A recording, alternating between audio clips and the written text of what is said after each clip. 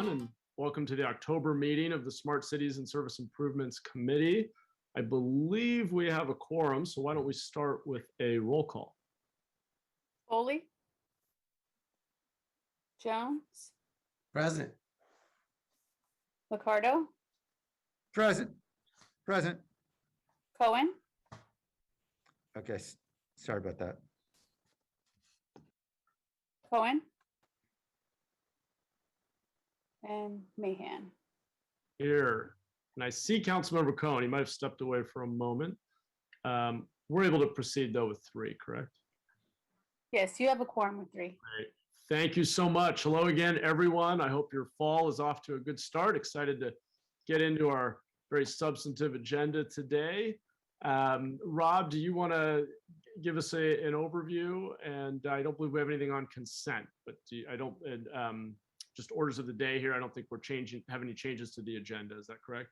Correct, Chairperson. So yes, good afternoon, Chairperson Mahan, Mayor Liccardo, Vice Mayor Jones, committee members, and members of the public. Rob Lloyd, Chief Information Officer for the City of San Jose. Today, city staffs will present on 4 topics and initiatives. First, under Agenda Item 1, we have a requested status report on procurement improvement.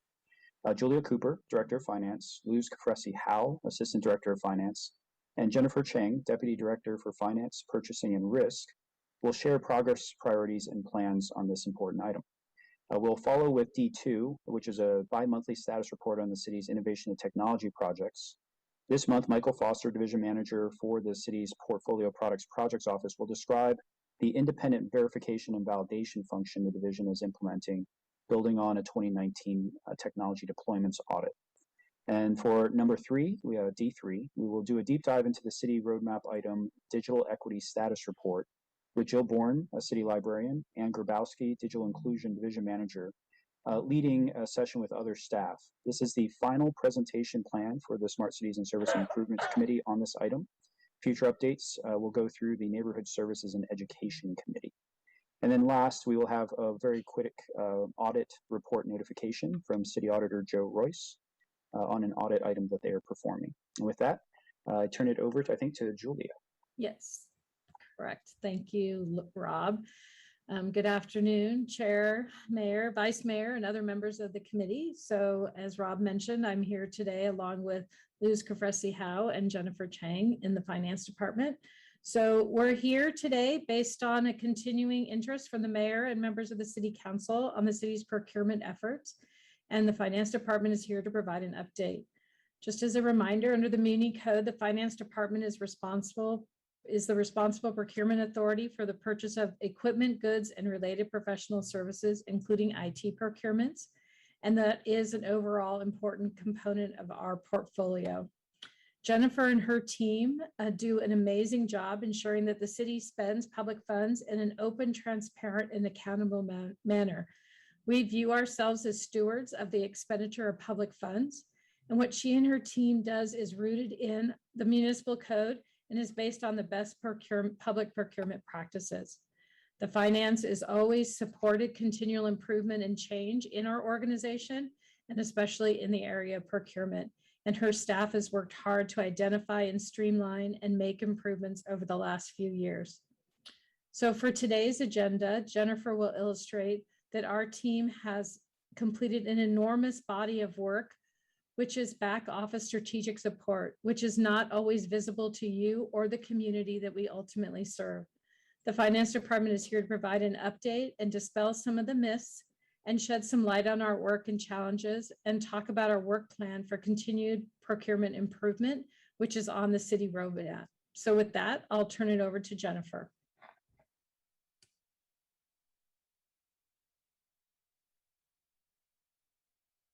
Jennifer, I think you're on mute.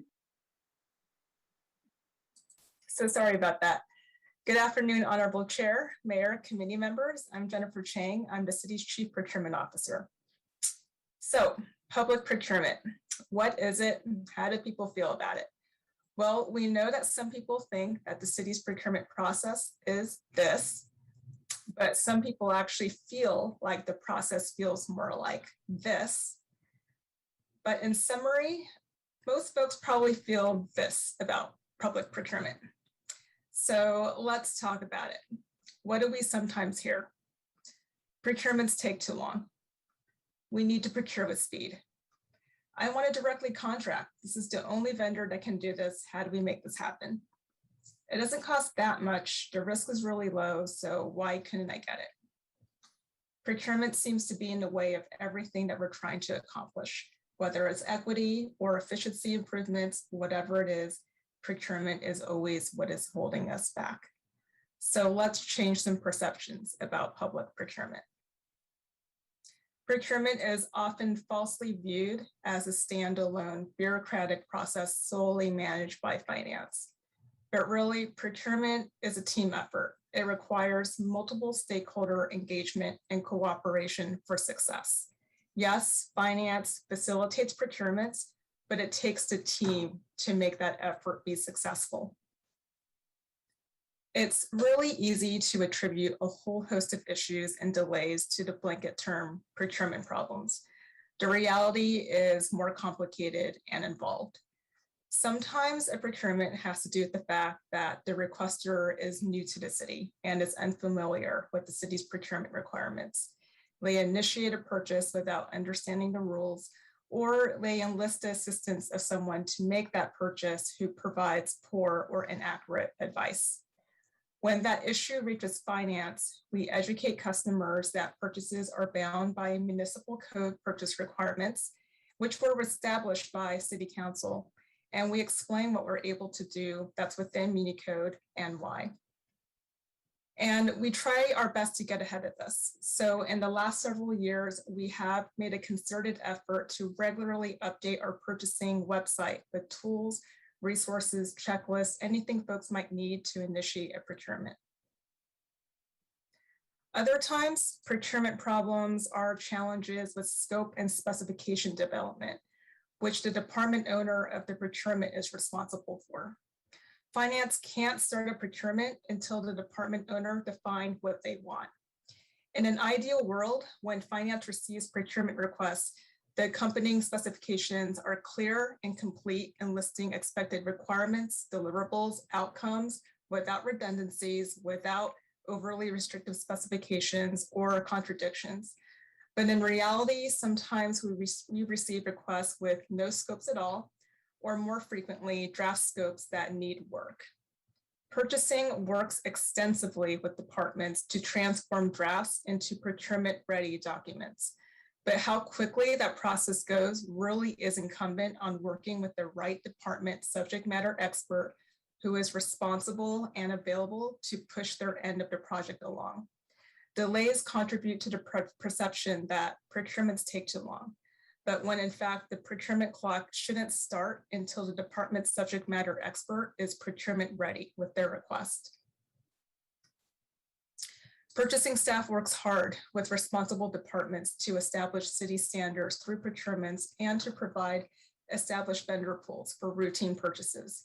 Sometimes requesters desire to purchase something outside of these parameters, and department standard owners, in the spirit of being helpful, grant that exception, and finance is put into a difficult position of dealing with the procurement or contracting issue for a non-standard product.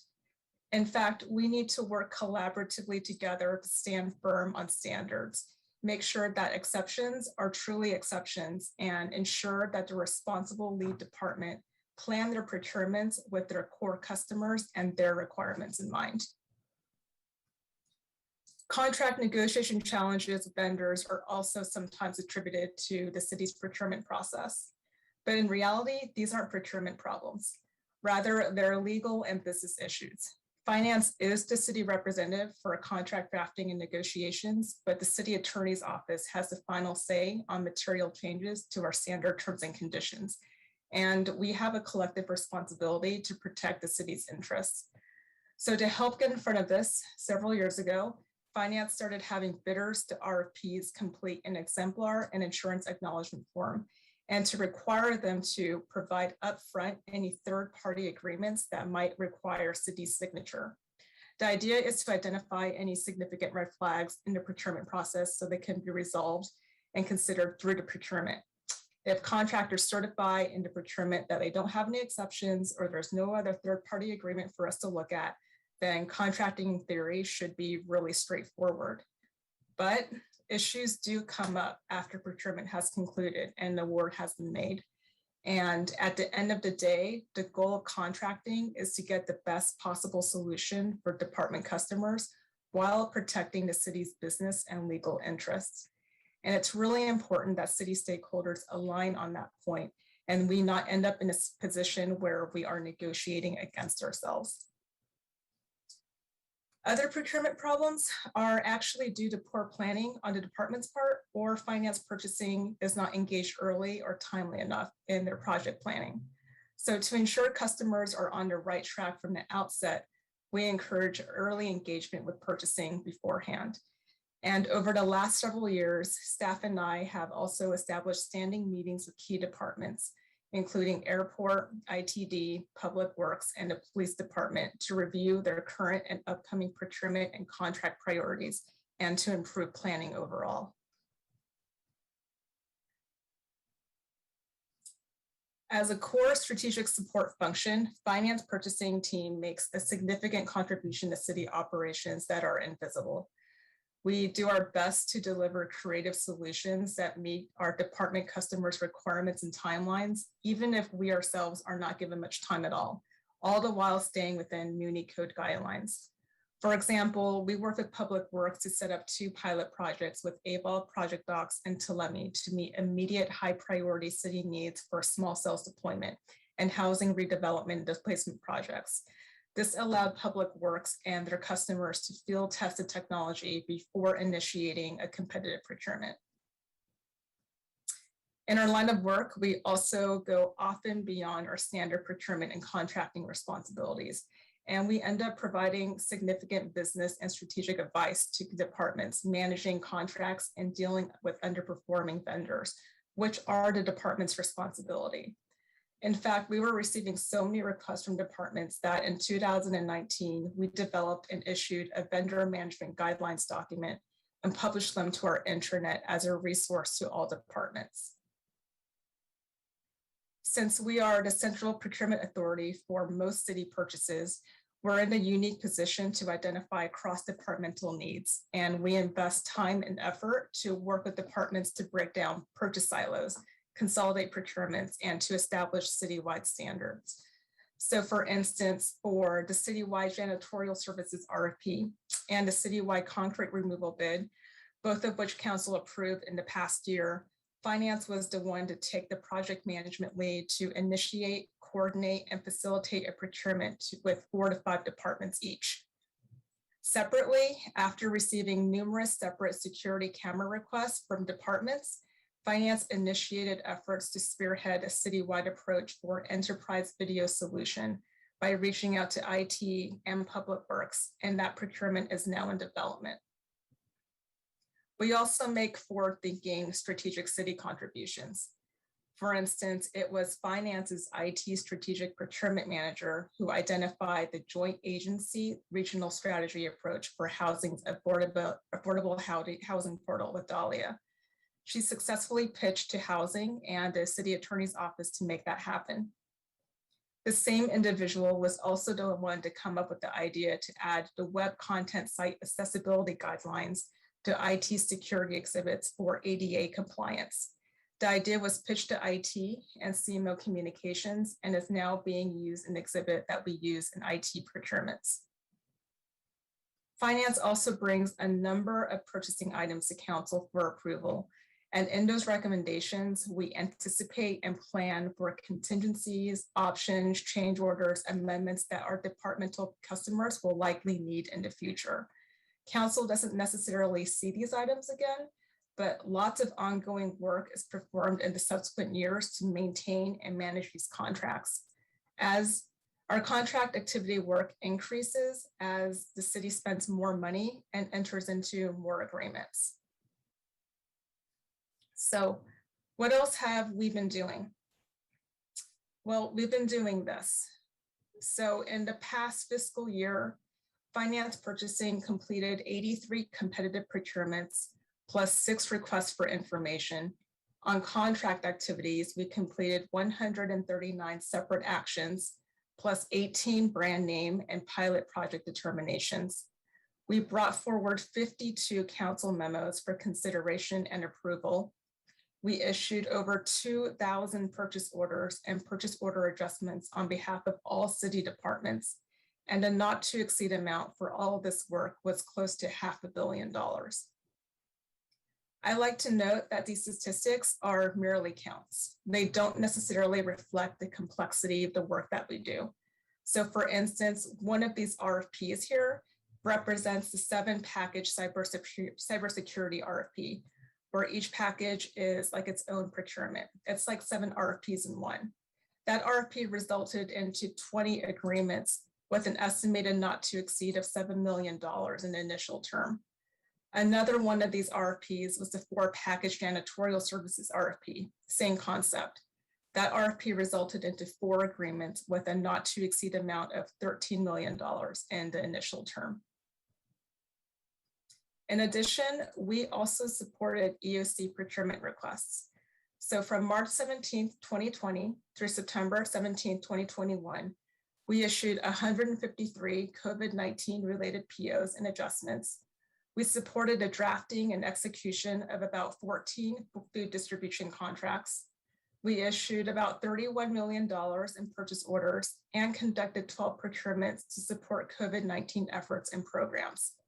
We made sure those procurements were conducted in accordance to federal procurement regulations and included the required federal contract provisions to help the city withstand future clawbacks and audit findings. And we did this with a very small and mighty team of 15 authorized purchasing positions. This is my team. They work really hard and collectively provide a very high level of service to the city. I'm happy to report that we were recognized by the National Procurement Institute for the 8th year in a row, 13 in all, with the Achievement and Excellence in Procurement Award for 2021. And in spite of their heavy workloads and busy schedules, we have key folks who carved out time to earn or recertify in technology, project management, and procurement certifications as presented here.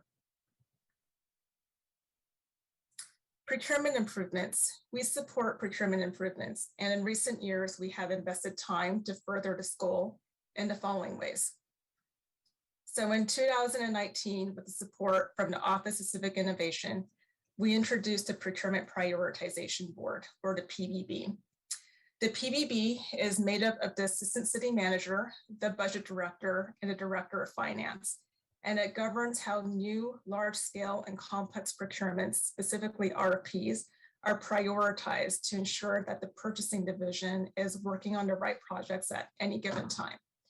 So to be considered by the PBB, a department must demonstrate it's ready for the procurement by completing the items on a pre-RFP checklist.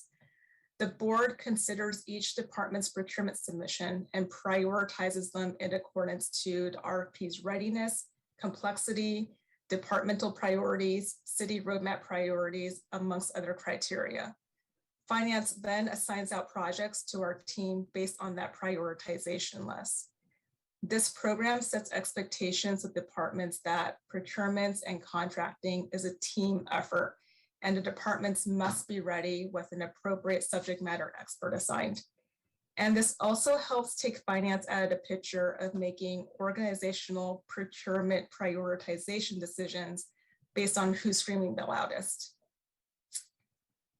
We also completed efforts to increase our responsiveness to our organizational demand for services for complex procurements and contracting by reorganizing the work group that's responsible for it and adding more staff.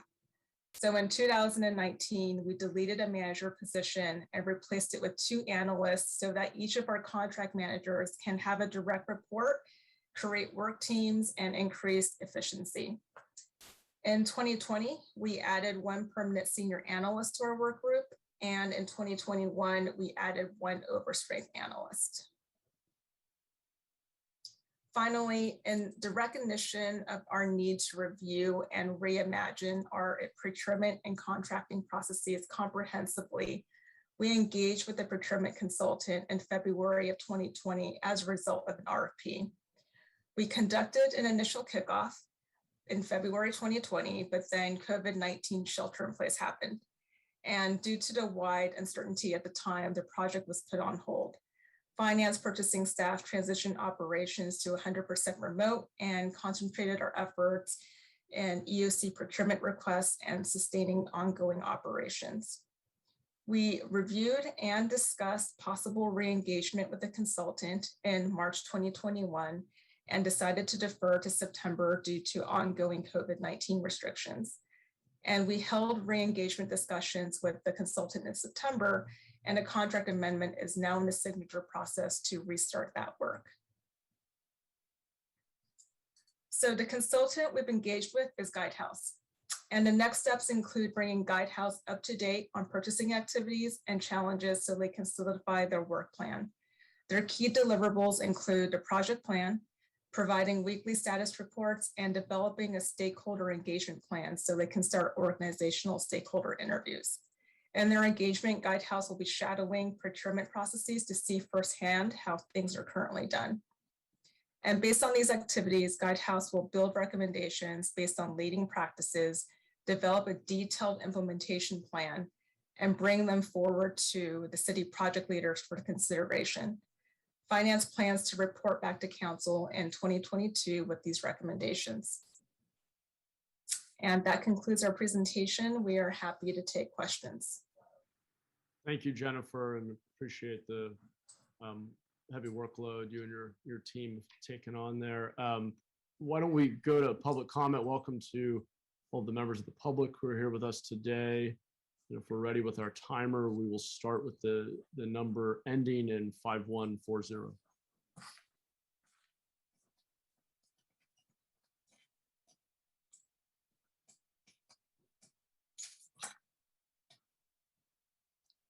I think you're still muted.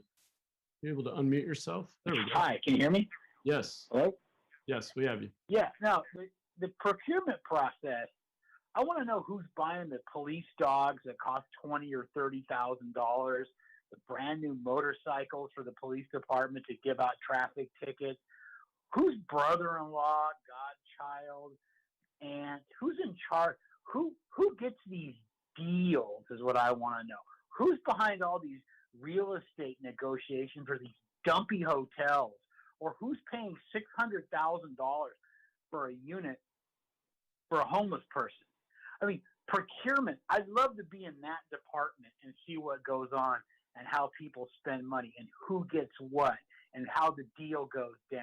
What relatives, friends, family, who's involved in all this stuff? I like to see the transparency for that.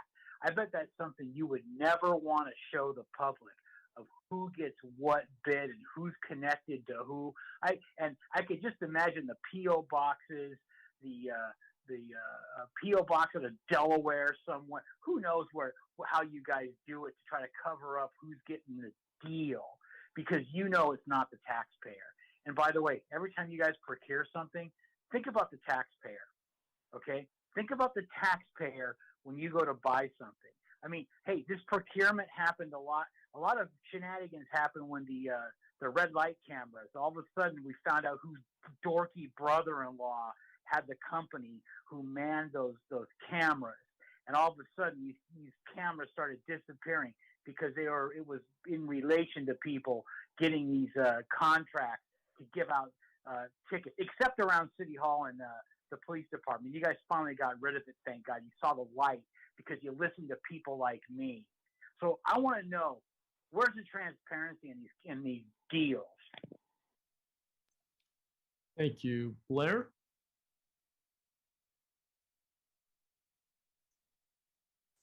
Hi, Blair Beekman here. To note, there is the new red light cameras. I think that deal has come through, that you've been haggling with the state for a number of years now. Sounds like with the new Monterey plan, the Monterey Kirtner issue, and the new pilot program there, that new red light cameras are working now in San Jose. Thank you for this item. I do not know how to better talk about the depth of procurement issues. For a few years, past few years, I've been able to offer the wonders of how to include, the open democratic process and good, civil rights and civil protection ideas that can be a part of explaining the procurement process and what you want to expect from that, and what you ask for when you're talking with people, what they can expect in working with San Jose. I mean, if we talk about, our good practices and our sustainable future ideas and have that philosophy present in your decision-making for new procurement projects, it just develops a really interesting form of dialogue between each other, between ourselves. And that just builds our better future, a more peaceful future, a more sustainable future where we don't have to harm each other. I don't know how much you guys, I've been doing that for a few years now, and I don't know if if you need a refresher of those words, and I don't know what next steps I can better talk about these issues with what you're talking about here. But I hope this can be of help in how to always be talking about procurement issues with others in the future we can be building. Thank you. Thank you. And now we'll go to Molly.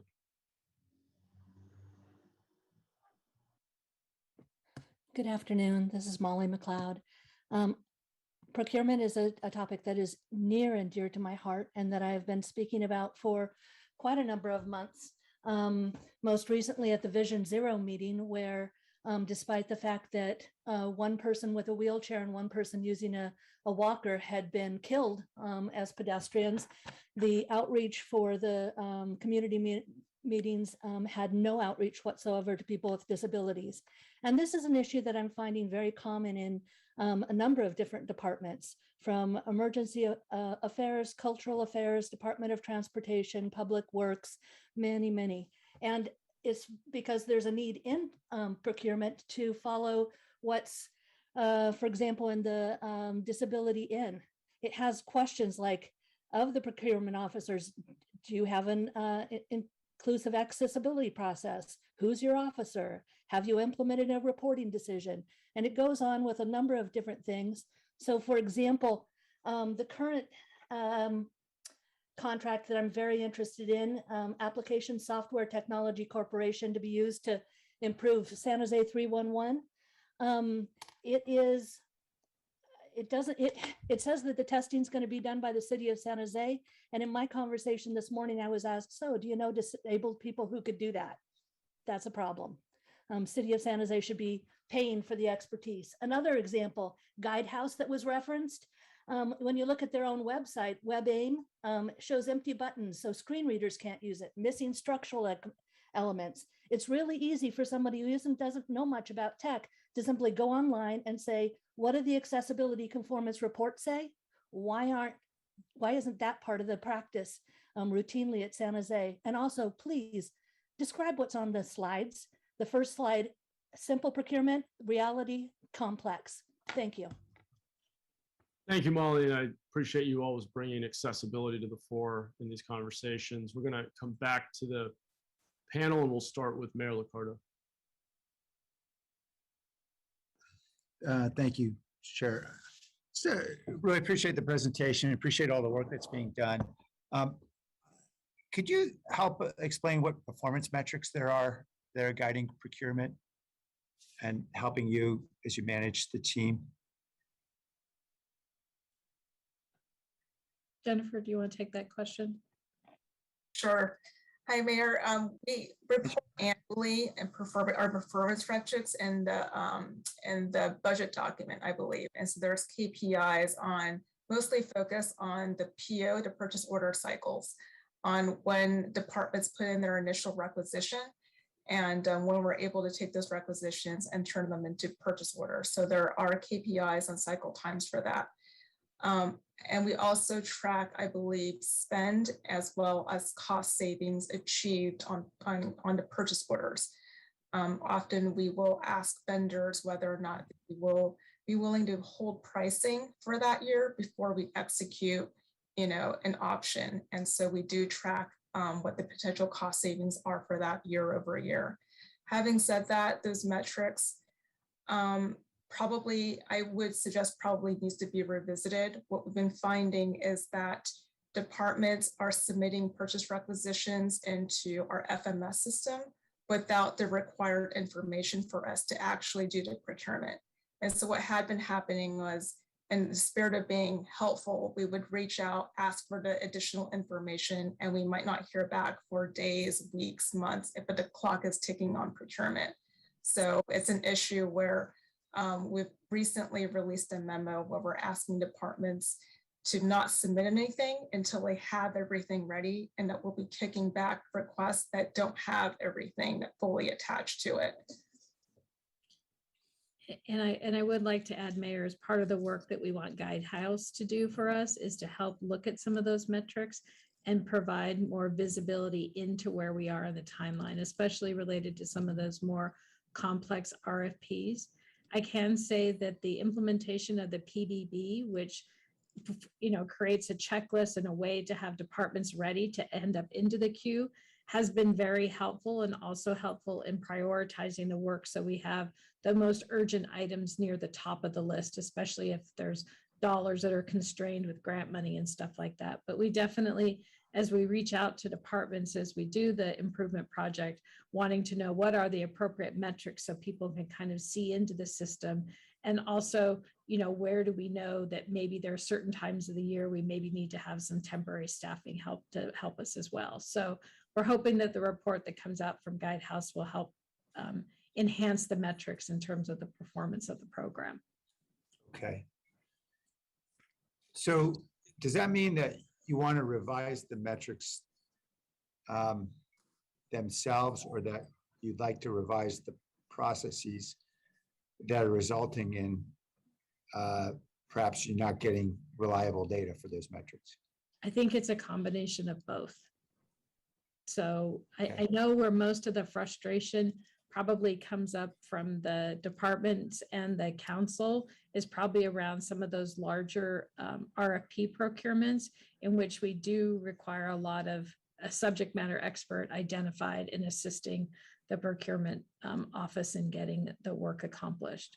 I'm sure, Jennifer, if you want to add anything else, or Luz, to those comments, but we definitely know there's ways to improve the process and provide better reporting out on what we're doing. And I think, could you give me a sense? Oh, go ahead. I'm sorry. I think one of the things we also need to add is when we're spending other people's money, grants, many times, certainly when federal grants or when the state is passing through federal dollars, we are required to adhere to their restrictions and their guidelines. And so sometimes we don't have a choice if we want to take other people's money. And right now, in this past couple of years, we're looking at over $800 million of other people's money that's been given to us for spending to address the COVID-19 pandemic. A lot of that is procuring services and goods, and all of it pretty much has to be procured under federal and or state pass-through guidelines. So that's some of our challenges as well. Understood. So could we just look at what metrics you might have for cycle times? Is that something you'd be prepared to discuss today, or it'd be for another day? I'm not prepared to discuss that today, but we can certainly talk about that in the future if you'd like. I think it would be helpful just to understand how we are measuring performance and how we're doing against those measurements. So I appreciate a lot of work's being done. I certainly saw that. There's a lot of output. But I think it's the outcomes that we're really focused on here, recognizing there's just a lot of challenges. Could we go back to that slide where I think it lists sort of the source of, it lists about a half dozen sort of explanations that of the source of the problems that have been come up. Here we go. That's it. So as I read down this list, lack of awareness, that's really the lack of awareness of other departments, right? Yes. And the incorrect information is incorrect information that other departments might have of purchasing processes. Correct. And challenges with specification development, you say explicitly, is at the department level. That's in the departments. And poor planning and not engaging financial purchasing, that's with the other departments, right? Yes. And I guess as we're having this conversation, I don't know if anybody from the city manager's office is on. I'm looking at the gallery to try to see. Is there anyone here from the city manager's office that oversees this? Mr. Mayor, Rob Lloyd, Chief Information Officer. I'm representing CMO for the committee.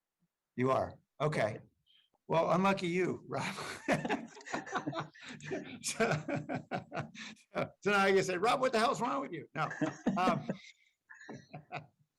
So I guess, you know, something a former mayor used to say to me every once in a while is just to remember, we're all on our team. And kind of an odd way of saying that we're all supposed to be on the same team here. And I guess the point of the memo is for the city manager's office to digest this and try to understand how it is as a team, we're not working together very well to get to desired outcomes.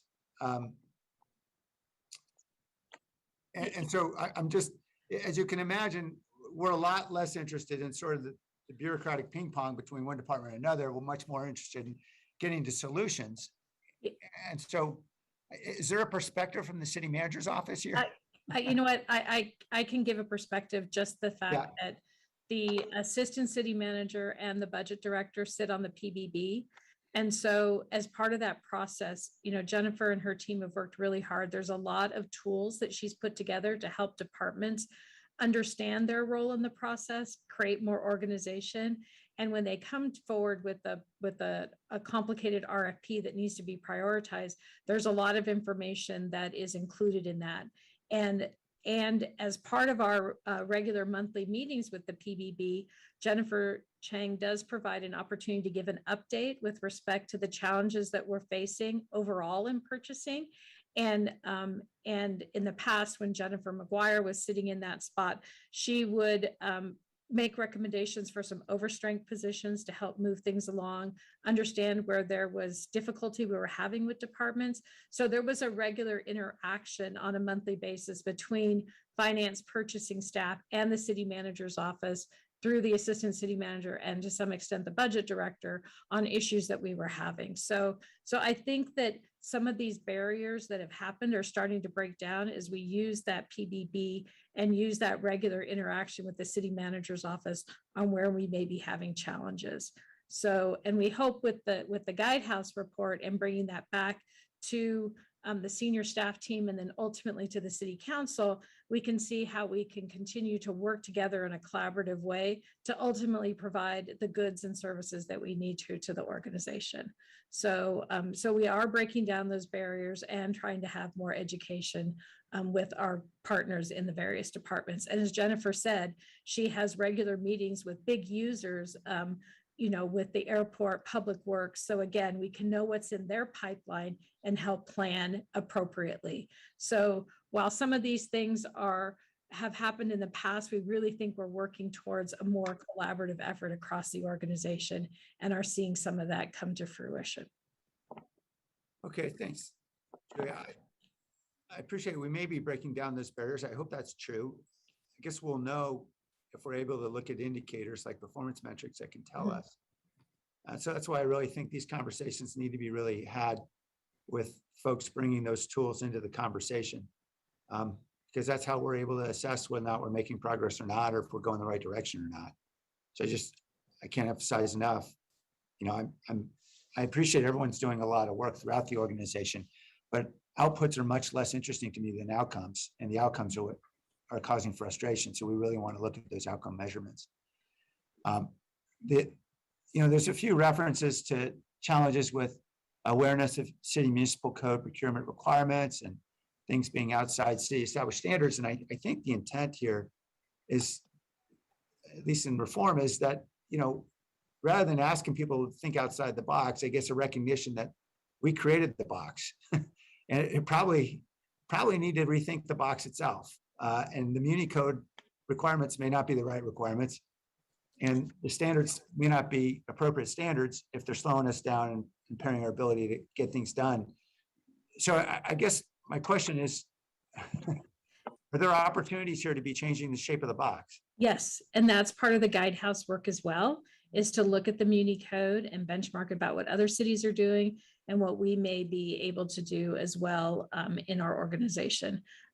So you expect to see changes to the Muni code come forward as part of staff's recommendation, because we know it does kind of inhibit some of our ability to be nimble as well. And provide those services to the organization. So we fully expect to see some changes to the Muni code as part of the recommendation coming out of the guidehouse work. Okay, that's great. And then I know there's 1,000,001 anecdotes, which I know collectively don't prove anything, but I'm more interested in just trying to understand perspective here. One anecdote was shared with me was trying to procure a website would require us 4 to 6 months. It was a fairly simple effort, it's a very fairly simple website development effort that I think would require payment of $50 a month or whatever for maintenance. And so the question was posed to me, why is that? And I said, I don't know. Does anybody, either in IT or procurement, want to offer why we think it takes that long? If it's the example that I think you're thinking of, Mayor, that one was the expected, when we got down into the quote to look at what was actually being asked, the website developer wasn't able to commit to delivering the entire product under the competitive threshold of $10,000. It was very open-ended as to whether or not the website development could fulfill all the cybersecurity requirements that had to be met. And so that was the major cause of concern, is the ability for them to meet the cybersecurity requirements that the city has. There are other secondary issues, such as inability to meet insurance requirements, and they simply weren't registered on the Secretary of State website. So there are occasionally just issues that we have to look at, do our due diligence on, and those unfortunately can often be a little more frustrating when they seem like they should be simple, because they're low dollar, it should be low risk, but as we've seen, it's really easy, right, for the city to be vulnerable to some kind of cyber issue based on what we've seen in the news these days. So we're simply doing our due diligence and making sure that all of our T's and C's are examined before we move forward in any procurement. Just to go a little deeper in that rabbit hole, I promise I'll stop here, but wouldn't we have fairly objective standards for cybersecurity? You have to meet these certifications, and either you do or you don't. I'm just trying to understand why it would take 4 to 6 months. I think I might be able to help with that one, Jennifer, is we actually do have a very clear list of things that we would check that it's compliant and safe. The back and forth in some of those cases, it can go a bit longer. And then just the accumulation of other checks, like the insurance, business license, and other things. But the cybersecurity one, we actually have a fairly clean list of things that they have to hit. It's just the debate that can ensue. Yeah. Okay. Well, thanks for all the information. I appreciate it. Thank you very much. And Mayor, just to reinforce for Julia, is the coordination between the departments, the guidehouse work from the CMO's perspective is where we're going to encapsulate the work and the proposals that will come forth to make any fundamental changes that are appropriate through finance and their work. Okay, great. Well, thank you. Appreciate it. Thank you, Jennifer. Thank you, Julia and Rob. Mayor, would you like to say another word just about your memo, which I'm hoping will move here? Oh, yeah, I guess since I'm not the chair, I guess I could make a motion, huh? Yeah, if there is a second, I'm happy to move the motion. I'm happy to wait till folks have a chance to comment. The desire here is to try to accelerate the process, just because our procurement challenges have been holding up an awful lot of the things that we're all trying to accomplish collectively in different parts of the organization. The hope is that we can move this up the priority list, so that perhaps that may help us accelerate a lot of other work as well. So that's the whole. Yep. I assume that was a motion. So okay, that's a motion. I'll shut up now. Okay. All right, we have a motion and a second. Well, a kind of a motion in a second. Yeah, we'll count it. Yes, Julia, go ahead. We will do our ultimate best, recognizing that it's October. And if it's coming back to this committee, you meet the first Thursday in April. And that means all of that staff work all the work with Guidehouse would literally need to be done in the latter part of February, early part of March, in order to kind of move through the organization before it becomes a recommendation to the committee and ultimately the council. And recognizing today is October 7th. So that's a lot of work. So we'll do our best, but it may be very challenging just given the number of weeks we have between now and the early part of March. And the holiday break as well. Yeah. Yeah. Thanks, Julia. I assume if it becomes apparent in January that you can't meet the deadline, then someone will yell uncle and we'll figure out a way to either segment the work or extend it. I assume that's something that come back to us either through rules or through this committee. Is that right? Yeah. Yeah, we can do that. Okay, great, thanks. Thanks, Julia. Do any of my other colleagues want to comment? I'm not seeing any other hands.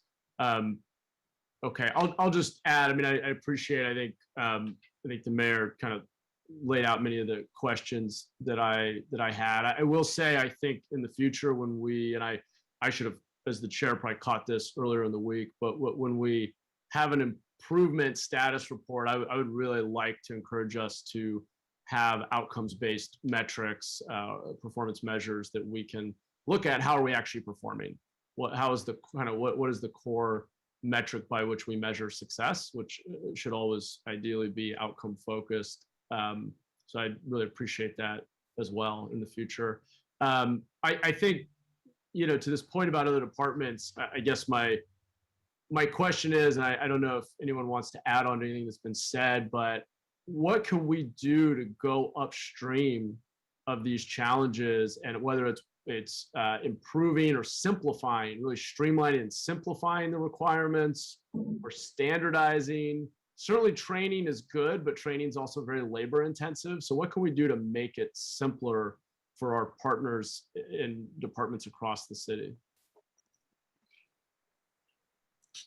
I mean, I can start off. I mean, Jennifer's developed a fair number of checklists. So departments know what information they need to put together to get into the procurement queue. Additionally, as Jennifer mentioned in her presentation, we now include in the RFP documents the exemplar contract, so that vendors have to state right out in the RFP response where they have issues with our agreements, so we can evaluate that so as not to slow down the contract negotiation process. So Jennifer, did you want to add anything else that we've done or we think might happen in the future to help streamline the process? I think the work of the PBB and just having that out there and putting out the memo that we recently issued about a couple months ago about having the departments put together all of their procurement documents together before they kick it over to us. That would be the biggest thing, is getting them to recognize that they need to assign the project to the right people and have those people be available and ready to work on the procurement collaboratively with us. It's not just kicking the can over and say, where's my procurement? How come it's not done? It's a sort of a behavioral change. Yeah, that makes sense to me. And if I might just suggest, I mean, one of the things I learned building software and using metrics to figure out what was and wasn't working is that we used a lot of health metrics to understand our failure modes. And if a large number of initial applications are not up to snuff, if they're not what they need to be for you to be able to move forward, it would be, if you're not already, it would be great to know what that rate is. And then if actions you're taking to partner with or better train departments or simplify the process is actually bringing down that failure rate. And I don't know, is that something you're currently doing, or is that something that could be incorporated in the future? It's something that we could certainly explore with Guidehouse and how we might do that. Great. Yeah, I'd encourage that to be maybe part of that conversation. Because if you find that half of those applications are coming in complete, you're certainly right. That makes it impossible for you to do your job well. But I think collectively being part of one team, as the mayor said, it'd be great to figure out how we go upstream and bring that failure rate down to 5%, right? Okay, I saw Jordan had his hand up earlier. Did you want to chime in before we take a vote? Thank you, council member. And just to add on to that, in terms of educating our fellow departments and our team members, one thing that would be helpful maybe is, I know my team back in the day did a map of the procurement process and who was in charge of which part of each phase or step of the process. But it would be helpful to revisit that map, but more importantly, take a look at what are the timelines involved, right? So when you think about this, and Jennifer, I know you come from a supply chain background of having been in industry, you look at where is your throughput and where's your bottleneck in this entire system, and then you target those bottlenecks to fix and alleviate those issues, and the bottleneck shifts, right? But it'd be really important for us to understand, and I think that better helps educate others too, in terms of getting the message across. But I think that'll be helpful for us in terms of what happens. And I think the other part is, having been in the federal government space and seeing procurement evolutions there, a lot of it is segmenting the check size and segmenting what you're procuring. And so maybe we can have a segmented approach that is unique for smart cities, unique to software, that is, that could allow for a little bit more agile procurement. And I'm happy to share a little bit where on, the Air Force side, the greater Department of Defense side, that have really procured software more agilely to be able to deliver innovations for mission impact. So just something to consider there. Thank you. And absolutely, I think one of the things that Liz, Julie, and I have been discussing is one of the outputs that we'd like Guidehouse to provide is definitely an updated process map, so that we could make it pretty clear to everybody what to do when they want to procure something. That's definitely number one on our list, but happy to continue that conversation on how we could possibly look at doing improvements to IT procurement side. Yeah, and segment what you procure. Yep. Great, thanks for that comment. Thank you, Jennifer and Julia. I think we're ready to vote. Foley, Aye. Jones, Aye. Liccardo, Aye. Cohen, Mahan. Aye. Thank you. Thank you. Great. The motion carries, and we are on to our second item. Thank you, Chair. The next item will be Michael Foster on the Information Technology Innovation Technology Projects Update. Michael? Thanks, Rob. Hopefully everybody can see my screen. Somebody say yes. Okay, good. All right. Let me line up everything here. Good afternoon, Chairperson, Mayor, Vice Mayor, members of the committee, and members of the public. I am Michael Foster, Division Manager of the City Portfolio Products Project Office, shortened as C3PO, here to present the Innovation and Technology Projects Status Report. So we'll start off with the now familiar city roadmap, and we will fade into a version of this map focusing on the squares that are related to this committee, specifically digital equity, San Jose 311, and service delivery, and the Powered by People initiative called Drive to Digital. On the following 3 slides, I'll zoom in and update you again on our technical project work tied to these citywide priorities. The first zoom in is into digital equity, expressed here as digital inclusion and digital access projects. I probably don't want to go into too much detail on this one because literally the very next report will give you a lot more detail on this. So I am going to not steal their thunder and let the folks in the next presentation give you a lot more detail on this one. But again, for your information, there is an update slide here. On the next one, we'll zoom in on the San Jose 311 and service delivery supporting projects. So some good news here on the residential garbage and recycling service. We won a National Project Experience Award from the GovX Summit. And obviously we're continuing to improve that process over time. For SJ 311 accessibility assessment, we've done that assessment and we've already completed 40% of the critical accessibility recommendations. And our next steps are, of course, to complete the remaining recommendations. On the virtual agent, streetlights and water inquiries have been identified as new services to be added to the virtual agent, and we'll be working with vendors to implement these selected services. And then finally on SJ311 on the Spanish and Vietnamese translations, over the last 3 months, Spanish and Vietnamese usage grew by 14% and 9% respectively. And our goal is to continue to engage community members to increase adoption on those. And one more slide here is the drive to digital zoom in. So first is the omni-channel strategy and process and service automation. So previously reported that we had 37 paper forms automated, but since that last report, we have published 8 more workflows. And our plan is to publish 7 more by the end of the year. And our goal is 50 total workflows planned for this fiscal year. The One City Workplace, we do have some gaps in funding and timeline on that. But as you heard actually in the previous presentation, it's getting ready for RFP submission and contract execution there. Hybrid work. So this is the assessments for both city employee work and public meeting participation. And there will be an update on the public meeting participation segment of it in the December Smart Cities meeting. So, but we are making great progress on both of these in terms of assessing the needs for a new hybrid work environment here at the city, as well as hybrid public meeting participation. Then finally, the Learning Labs and Innovation Academies. So the Learning Labs continue. The next lab is 18 people are going to take on 3 new human-centered design challenges. And this is a continuation of the Innovation Academies with a Powered by People focus.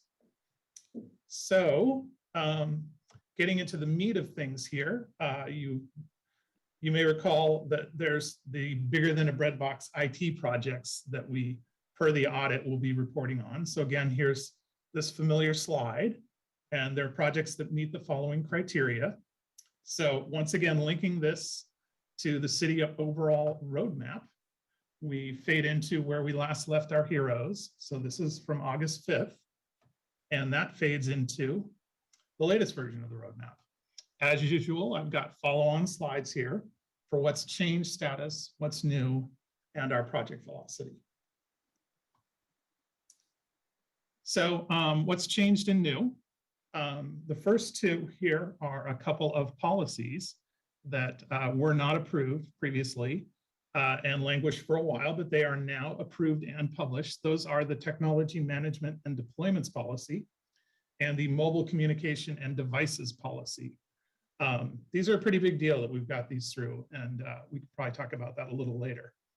Next one is the copier printer replacement. Some of you who have started returning to city offices may have noticed that the copier changed color. We have replaced white Ricos with black Toshibas. We have full replacement of the originally assessed devices. That was done by August 31st. And subsequent equipment orders are taking longer as supply chain issues continue to drag on inventory. And this is this is like complaining about the weather. There's sort of global supply chain issues that are interfering with getting some of the replacement parts and other devices and things like that. And we're obviously affected by them for the copier printer replacement. Next, the building energy usage monitoring. So this one got a bit stalled during the pandemic, but it is planned for completion of all meter installations by this month. So hopefully that one, next time we meet, will be dropping off. The EOC Next Generation Technology. So that project wasn't started earlier, but now the charter has been accepted and the project is started and they're seeking funding. And then finally, One City Workplace, which is Next Generation Intranet. It does have some gaps in funding and timeline, but our next course of action is, of course, to secure funding. And I believe there's good news coming on that really soon. Net new projects. So we do have some new things appearing on the map here. The first one is the SJ311 Equity Project. So this is the SJ311 service owners agreeing on equity objectives and to measure and monitor the ability to meet those objectives. This is in conjunction with the Mayor's Office of Technology and Innovation, or MOTI. And our next steps there are to create some dashboards and agree on the equity targets.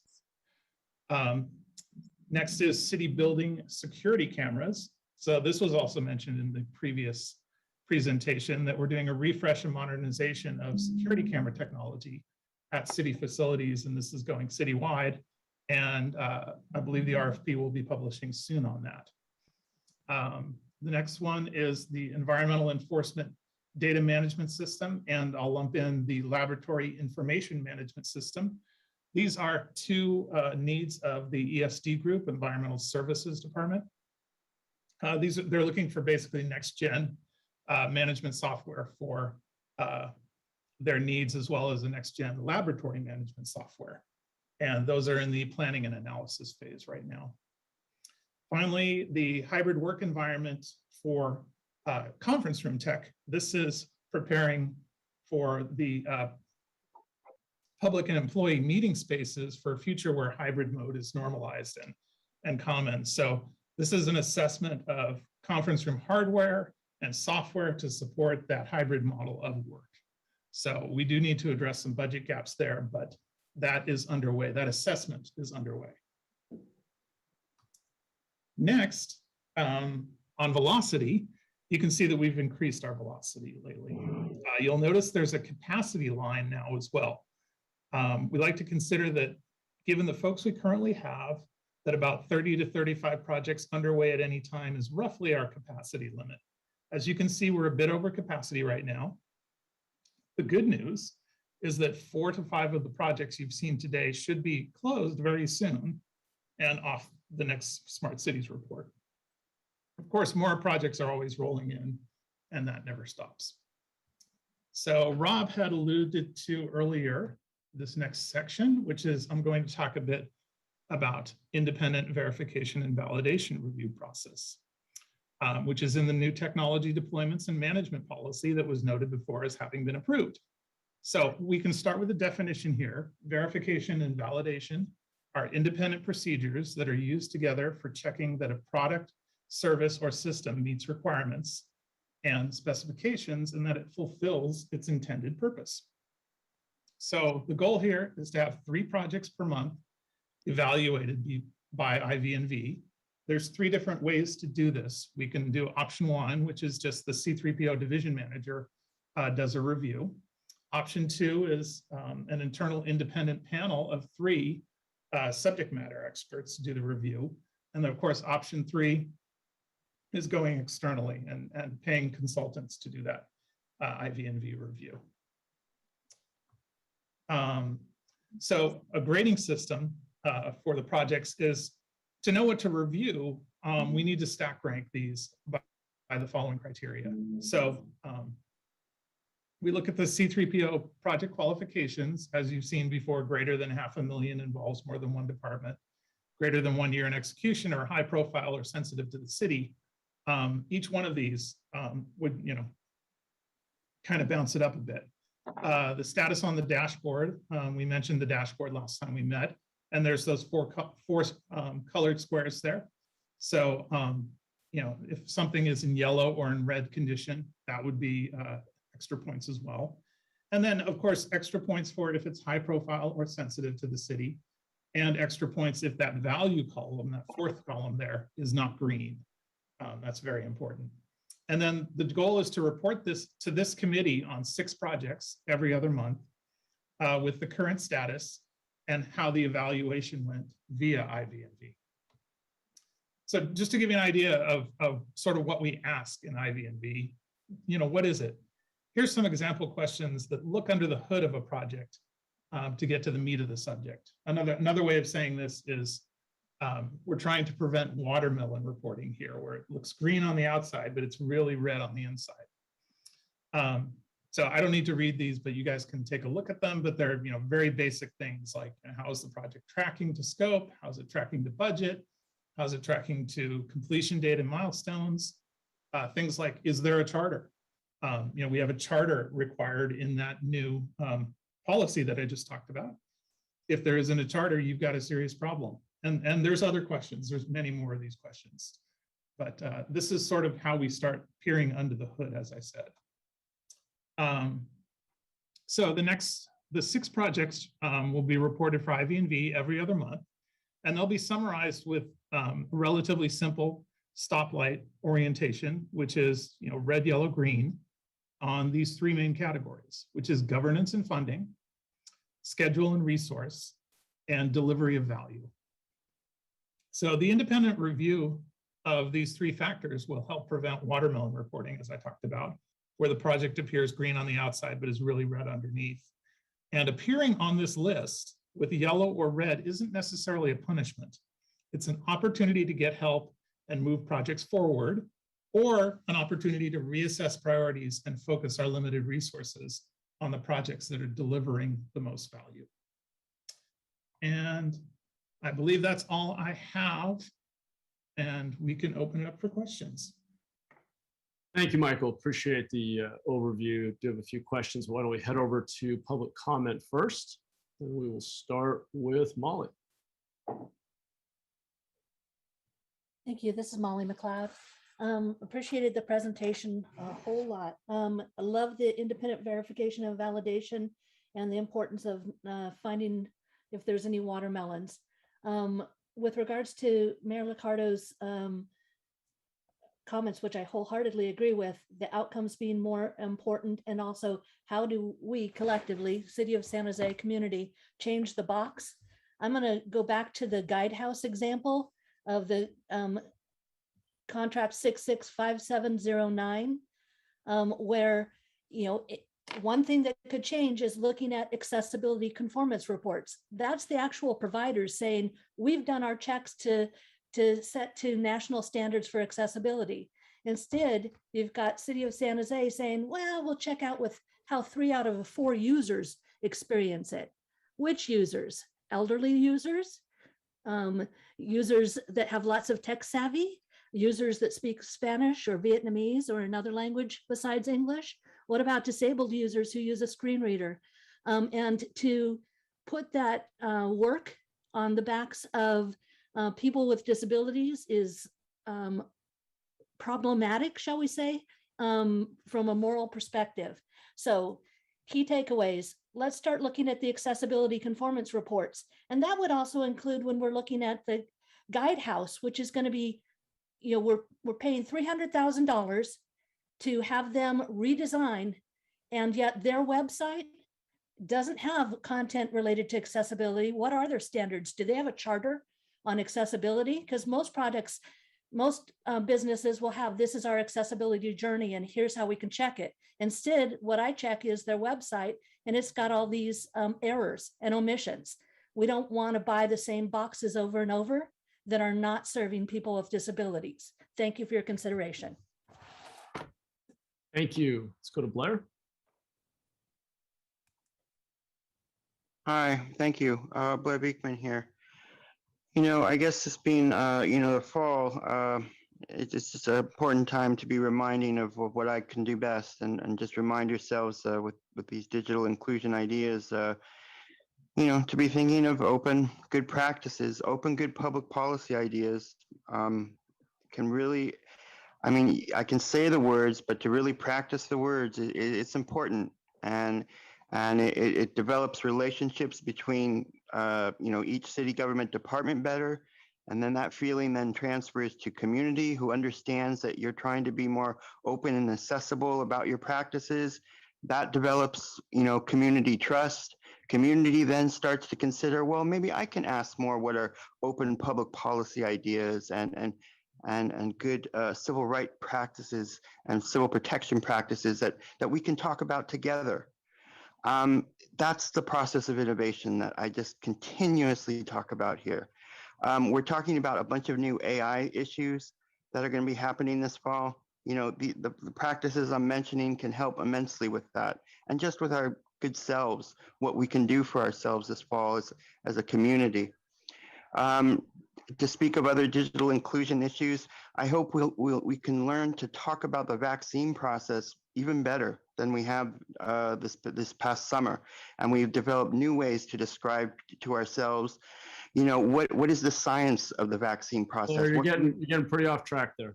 okay, what can we expect from the science of the vaccine process? And I think that's important subject matter, how we're going to develop this fall, AI practices, our community data collection practices, how we talk about the future of digital inclusion and community trust. It's not off track. Thanks a lot. Thank you. Okay, we'll come back to the committee. And Michael, thanks again for the overview. I want to congratulate you for the GovX, you and the whole team for the GovX award. I was certainly very excited to see trash and recycling in 311. I haven't used it yet to do my free junk pickup, but anticipate doing that soon. So congratulations on that. Unless anyone else has questions, I'm going to just offer up a couple to get us going here. On the dashboard, I appreciate the update. I wasn't clear, when will we be at the point where we can actually just pull up the dashboard live and review projects stack ranked from the dashboard in this meeting rather than slides? Is that something we can do in the coming months? Oh, I think we've lost Michael. See, Michael's on the phone. I can answer that. Jerry. Actually, it's an audit requirement that we produce that dashboard publicly, and we have responded in the audit, the audit updates that we put the target goal for publicly making that available December. And the reason why is we just want to make sure we run the water through the pipes to make sure we don't put stuff in the dashboard that publicly we would regret, like any detailed information related to cybersecurity or privacy, right? Sure. It should get too detailed. Got it. Okay, great. But by the new year, by January, in theory, we could actually, rather than just slides, we can actually pull up the dashboard and pull down different drop downs and understand the dig into the status of different projects live. Mr. Chair, we have made that commitment to the audit, Right. So yes. Great. Just wanted to confirm. Excellent. That's exciting. Well, good. That's very exciting. And then I wanted to, on the independent verification, validation, I just wanted to draw attention to, I know you had the example questions, and one that actually didn't get called out explicitly, but I think is maybe at the end of the day, the most important one is how we're tracking the business value. And I know we talk a lot about outcomes, but I want to emphasize that, because certainly being on budget is important, very important. Being on time is something we all should strive for. Understanding if there are changes or we have sufficient resourcing or what the dependencies are all important. But at the end of the day, particularly, I think, and I'll just speak for myself, representing District 10, I think in this position, what we most care about is what's the actual impact to the day-to-day lives of residents. And so being able to define, you've heard me say this many times before, but being able to define up front before the project even kicks off, how are our residents' lives going to be better when the project's completed or we get to our first public milestone with the project. And then when we sort of pre-plan for that, we ought to be able to then gather data once it is live to the public and understand, well, did we have the positive impact for residents that we were expecting? And I think one challenge I have with these status updates is that the projects all sound good, and I think I understand what they all are, but we're not spending as much time talking about the tangible value to the resident. And so it's not always clear, how important is this project? How's it going to change life for our residents? And then once we ship it, did that actually happen, or did we just have good intentions, but it didn't really hit the mark? And that's all important for us to achieve our mission. So I know it's in there. It was one of the questions, but I just wanted to really double down on emphasizing that, to me, being in the long run, the greatest value of this kind of tracking and performance system is really understanding to what extent did we improve people's lives through these projects. Okay, I'll get off my soapbox. Why don't I see if my colleagues, Rob, you wanted to chime in, please. Yes, Chair, just on that note, so we do have 3 things that we're improving practice on. One is that we identify that, and business value is one of the 4 things, core questions. As you've heard before, it's our iron pyramid instead of the traditional iron triangle. That 4th data point about business value is very essential to our model.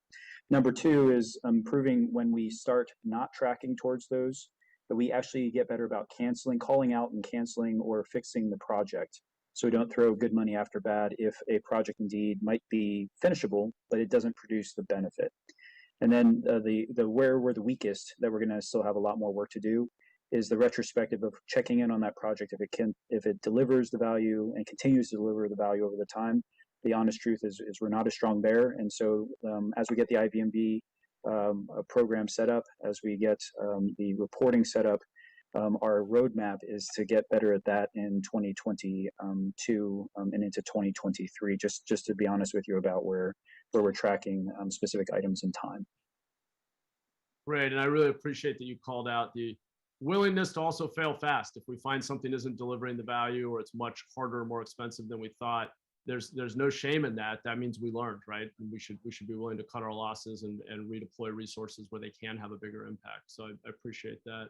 Let me see if any of my colleagues have questions or want to offer a motion. Move to accept the report. Second. Great. Excellent. Okay, let's vote. Foley, Aye. Jones, Aye. Liccardo. Aye. Cohen. And Mahan. Aye. Thank you. Great. Okay. And we are, so I'm just pulling my agenda back up. We're on to our third item, which is the digital equity status report. And is this Zulma, or who's kicking us off? Jill and Solma and others. And I think Jill's kicking us off though, correct? Okay. Hi, Jill. Correct. Hi, good afternoon, Chair Mahan and members of the committee. And thank you for having us here today to present an update on the city priority roadmap item of digital equity. I am Jill Bourne, a city librarian, and I am here today with a super stellar team of colleagues and partners who are engaged with us in this important work.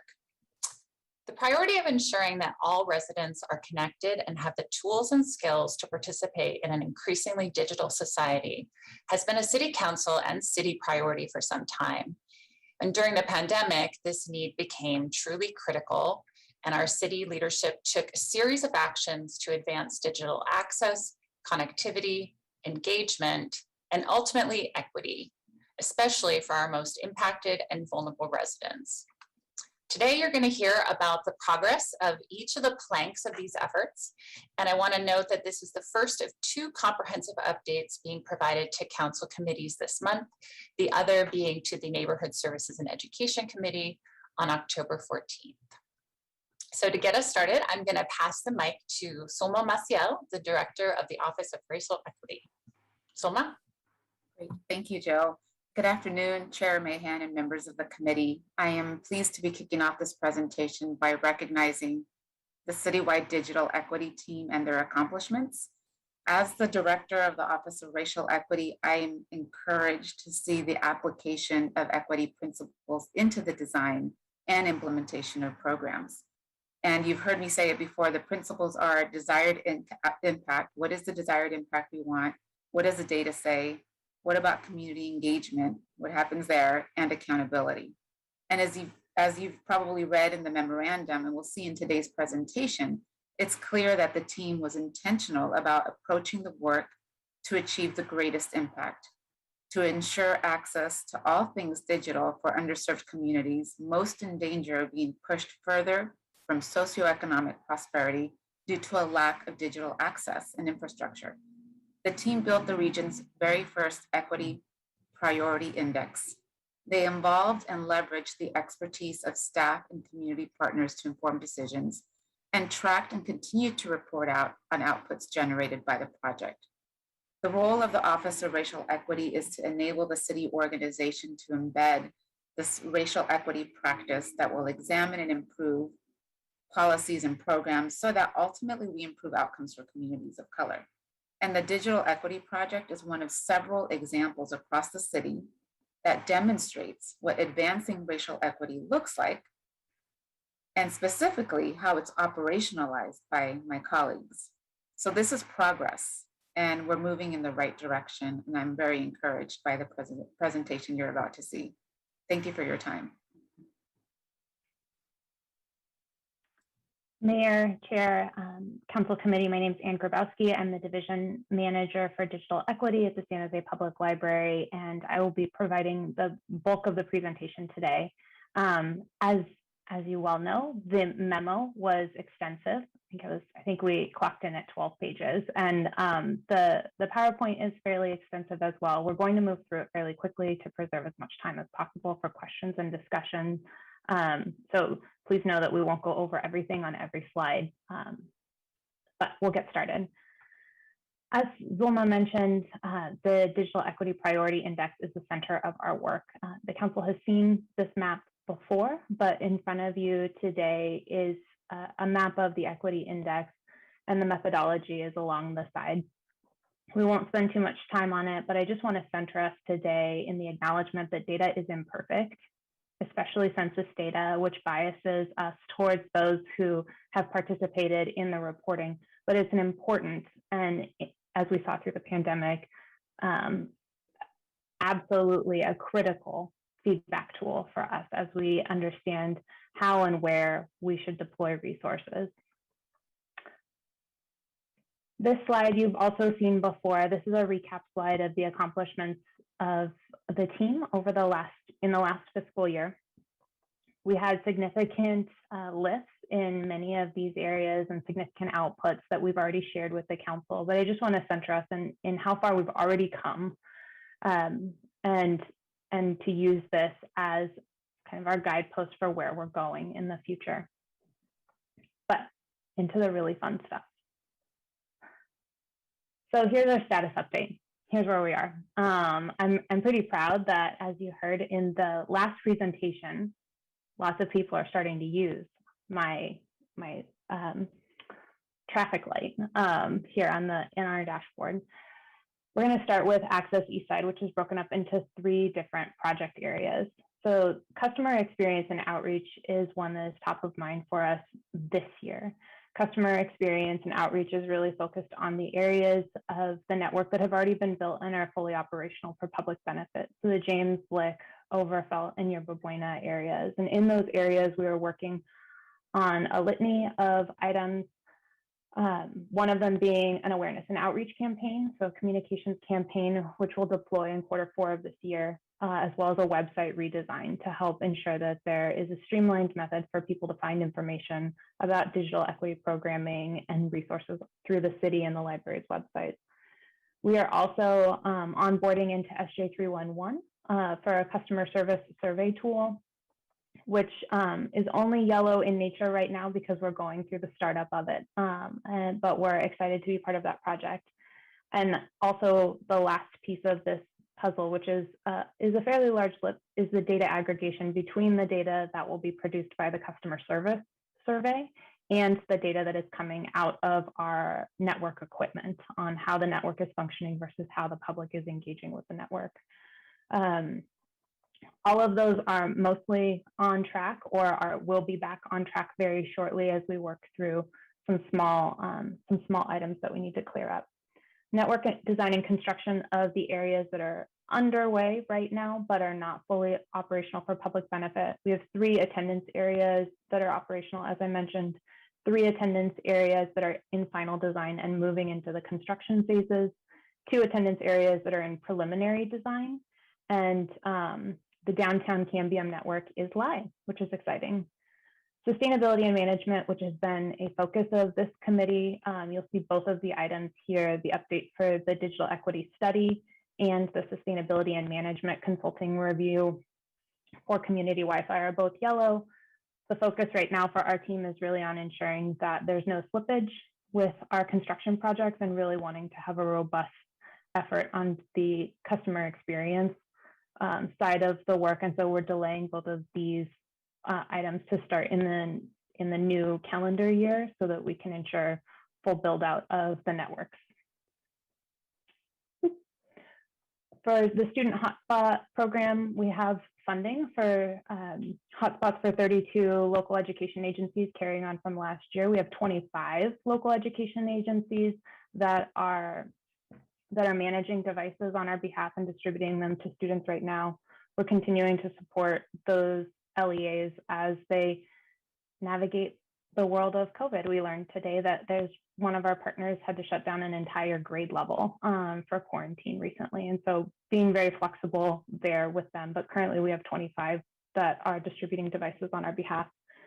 We have a brand new order of 1,200 hotspots that was received into the library last Friday and will be distributed out to branches later this week and early next week.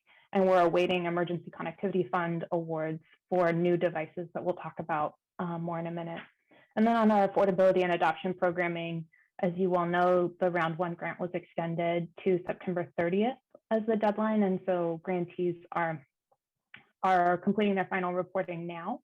And then we'll have round 2 grants awarded in November, or not awarded in November, but managed through by November. We'll know who's moving on and who's not. We'll have a report to council in November, and then our round 3 grant processes are being shored up right now. So diving even further in. On community Wi-Fi, I just shared the current service plan for the existing areas. And what you'll see on the graphs and what you saw in the memo is some of the high level data for how people are using the existing network. So we're seeing moderate and sustained use of all of the areas. We're continuing to try and understand further and better what indicators really are meaningful as we track performance and find ways to ensure that when we do outreach on our customer service survey, that it's a meaningful outreach and that we're collecting data that is important to us. The drops in June that you see kind of universally, I would just want to acknowledge were a failure of reporting from the equipment, not from there was no outage that we are aware of. This is a failure of reporting. But at this time, I think more meaningful than any graph that I could put on the screen is to hear from our partner at Eastside Union High School District. And so I want to introduce Randy Phelps, who many of you know as the Information and Technology Director for the district, and he'll tell us a little bit about how his students are being impacted and how the networks are functioning for our important partner. Hi, everyone. Lots of friendly faces who I know well. Nice to see you, Councilmember Mahan. I think you're the new person on the block here, so welcome. Thank you. First, I just want to thank everyone with the city, everyone from Ed Kim and Rob and Amanda and Ann and Jill. It's just been a great project to work on. We've been together for so long, I feel like we're a family at this stage. The progress is really good, and I can say for the district and our users, we're extremely happy with the project. We think it makes sense on a whole bunch of fronts that I'm always happy to speak in long-winded paragraphs about, but I won't do today. But I can assure you that the benefit to our kids and our families and our community is significant, and it's been well worth doing. I just signed off on some checks to the city, so the payments are all happening in the proper time, and we have every expectation that will continue. We were also lucky enough in our district to win the Sprint grant of 3,000 access points along with the ones that we got from the city. So for the kids in neighborhoods that aren't hot yet, we're able to take care of those children, and that's really awesome. And we just really appreciate the opportunity to do this project. I think it's a shining light for other cities across the country.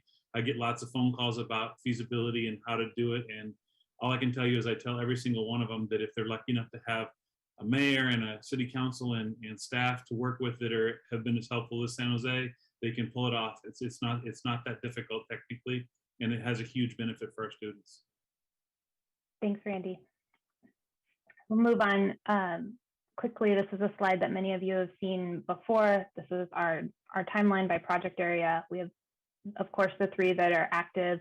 We'll be bringing 3 projects or attendance areas online in the first half of 2022. And then in the later part of the 22-23 fiscal year, we will have the last 2 areas. The council also approved funding for a brand new fiber pole into the Mount Pleasant area that is the barrier we needed to overcome to be able to build networks in Mount Pleasant and Silver Creek, and that should be happening this winter. And so we're pretty excited for that too. And it's coming in well under budget, which is also exciting. Let's see, where are my notes? Lastly, as part of the broader city effort to enhance community Wi-Fi, staff from the Information Technology Department has led the effort to refresh the downtown Wi-Fi network, working in partnership with Facebook to decommission the Terragraph equipment that was previously mounted in downtown, and with the guidance and direction from the Office of Economic Development on which corridors should be included in the service area. We are happy to report that the brand new downtown Wi-Fi network is live. You see here, you see a map here on the screen of the corridors that have the highest and most effective Wi-Fi service and coverage areas. I do want to just note quickly that portions of Arena Green, the Plaza de Cesar Chavez and Cesar Chavez Park, and portions of St. James Park all have Wi-Fi connectivity, which to me is more exciting than having it on the sidewalk. So congratulations to our partners at IT. Whoa, all right, hotspots.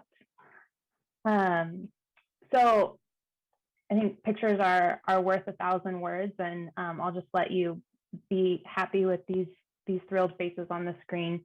You know these numbers better than just about anybody in the city of San Jose, so I won't read them. I think the new data point that's important for you to see and was included in the memo is that based on reporting from our local education agency partners, students that received a hotspot from SJ Access in the last school year had an attendance rate of 93%, which is pretty stellar and I think exceeded all of our expectations, although admittedly we didn't know quite what to expect. And so without saying any more about our school hotspot program, I want to introduce Superintendent Elita MacArthur, who is the superintendent leading the Mount Pleasant School District, and she's going to speak about the impact to students. Good afternoon, everyone. Thank you for the opportunity. I just want to share that your support significantly impacted our community. I came in as a new superintendent during the pandemic, and as we began to assess the need for connectivity, internet connectivity, our survey was very simple, just asking, do you have access to internet? And we were pleasantly surprised at the beginning that over 60% of our families said yes. And so we planned for 40% of our families needing to have access to internet.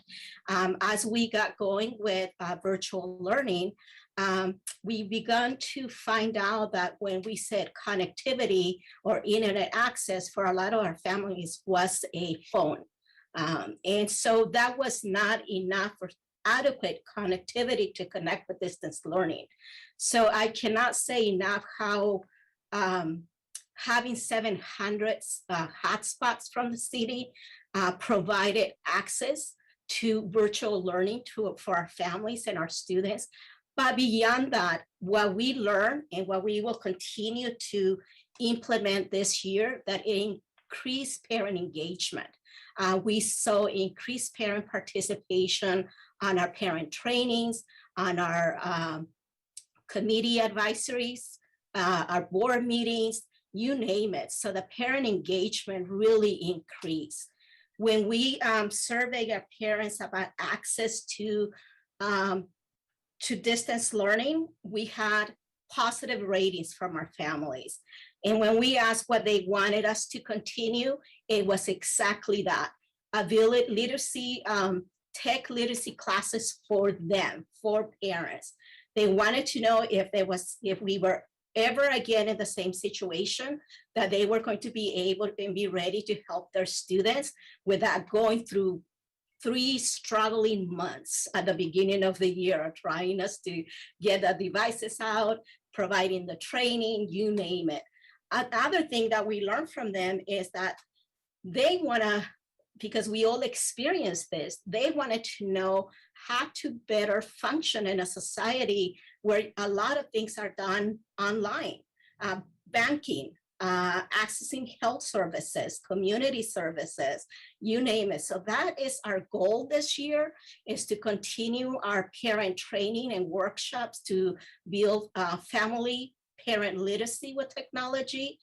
We want to have a device to families that is for them to use.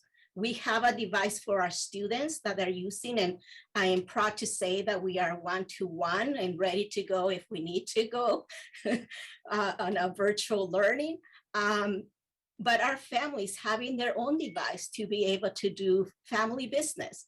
So we're looking at continuing to work with the city as our partner to continue to provide internet access to our families, as well as a device.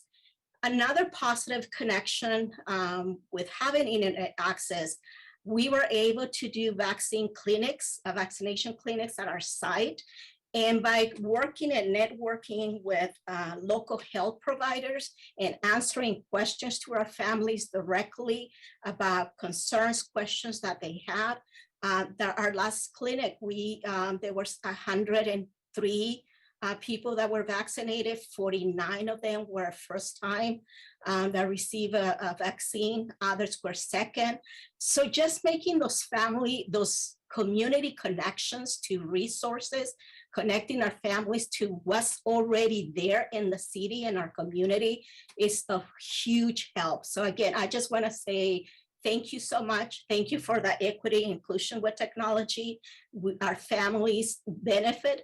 We learn a lot, and I just hope that we continue to work together and with this equity purpose and focus for our community. Thank you so much. Thank you so much, Superintendent. We really appreciate your partnership.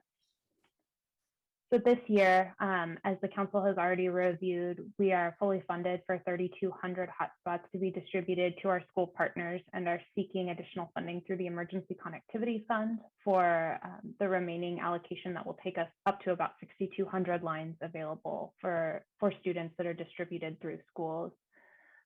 We are creating a youth hotspot program available through the library of 4,500 devices, and also adding 1,500 connected Chromebooks to our collection that will be available and prioritized for youth. All of these are contingent on the award of emergency connectivity funds. Those awards have started to be made by the FCC, and we're just awaiting our award, which we're told should come forward within the next month.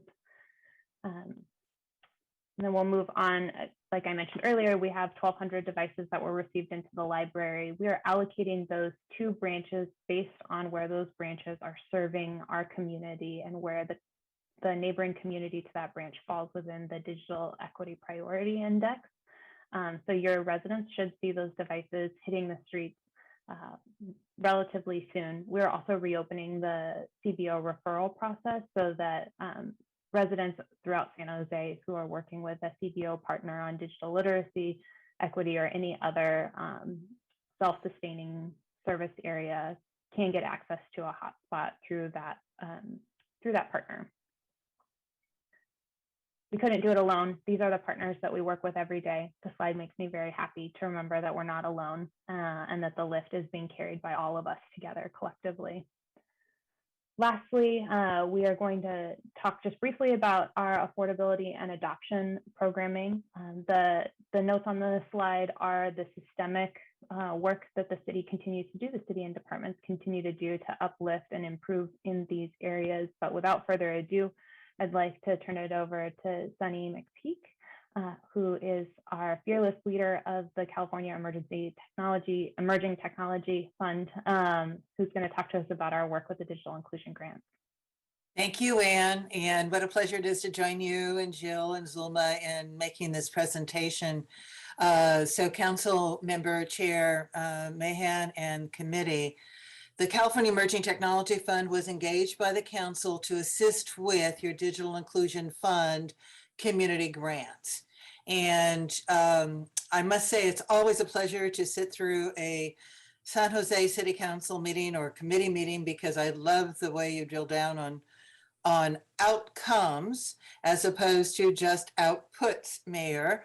And for the benefit of the committee, we want to review your digital inclusion grants are performance-based on the outcome of adoption, which means essentially 3 conditions have to be met for unconnected households, which is they need to get connected to the internet, They must have a device that is appropriate for that household. As you heard Superintendent MacArthur talk about the need for the proper device, especially for students who are doing their work remotely. And there must be digital literacy that also you just heard Superintendent MacArthur talk about. Those three things have to be completed by the grantees. There are 21 grantees in round one. Several have completed their grants. Others are going to be completing through the end of September and did, and then also December. The quarter ending in September, those grantees are reporting their results of adoptions next week on October 15th. So we'll have more specific quantified information for you. I want to say overall that the grantees have risen to the occasion. It takes a lot for community-based organizations that are often held accountable to outputs to understand what it means to change the culture to outcomes and incorporate or integrate this work of digital inclusion to their usual service delivery. We manage grants statewide, have for almost 15 years, and the San Jose cohort is on track, actually performing very well. And so I just want to close by thanking you and our colleagues in the city team. The city manager's office, Abby Scholl, is on point these days. The library, Jill and Anne, and the mayor's office, Jordan Sun, for working as truly a team with CETF and managing to outcomes on your behalf. Thank you, Sunny. Jill, unless there's anything else you'd like to add, we're ready to conclude the presentation and move to questions. Yeah, I think we have one more slide, no? Oh, we do. You're right. Thanks. I think, yeah, this last slide details just some of the resources that are available to our residents. If you want to find free Wi-Fi, borrow a hotspot, borrow a computing device, or take a class in using those devices, all can be found at the San Jose Public Library's web pages, starting with sjpl.org. And then as we conclude our presentation, I just wanted to acknowledge and thank our staff and the entire cross-departmental digital equity team, as well as our school district partners and CETF for their shared commitment and efforts to move the needle on this important work, despite many, many challenges and obstacles of working across departments and across organizations and all the processes that this work entails. So despite all those challenges, this team always tries to get to yes, and I think that shows. So with that, I want to thank you again for your time and welcome any questions you may have. Thank you. What an inspiring presentation. Thank you, Jill and Zulma. And special thank you to our partners and guests who are here today, to Sunny and Randall. Good to meet you for the first time. And Superintendent MacArthur, it's great to hear from you directly and to see the fruits of this incredible partnership that we've all forged. So thank you. I'm looking forward to the discussion. Why don't we jump over to public comment, and we will start with Molly.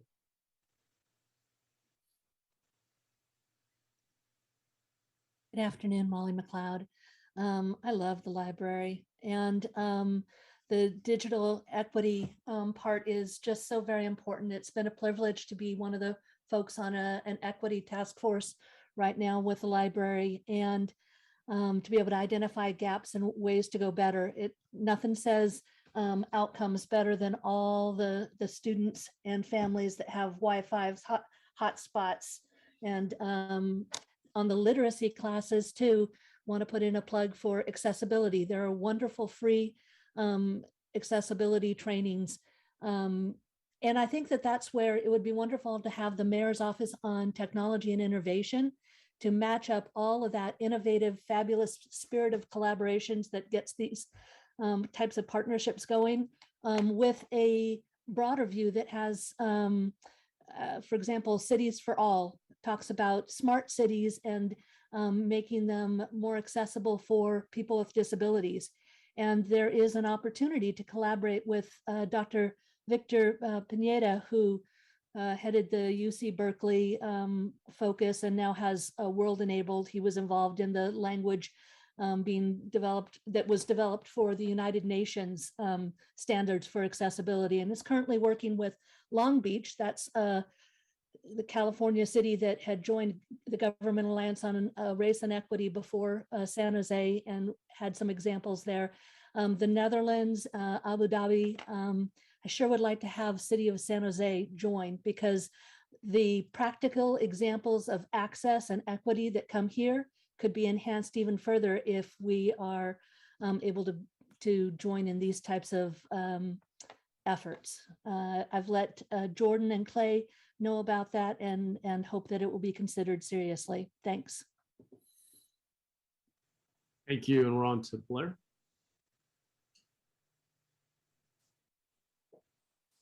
Hi, Blair here.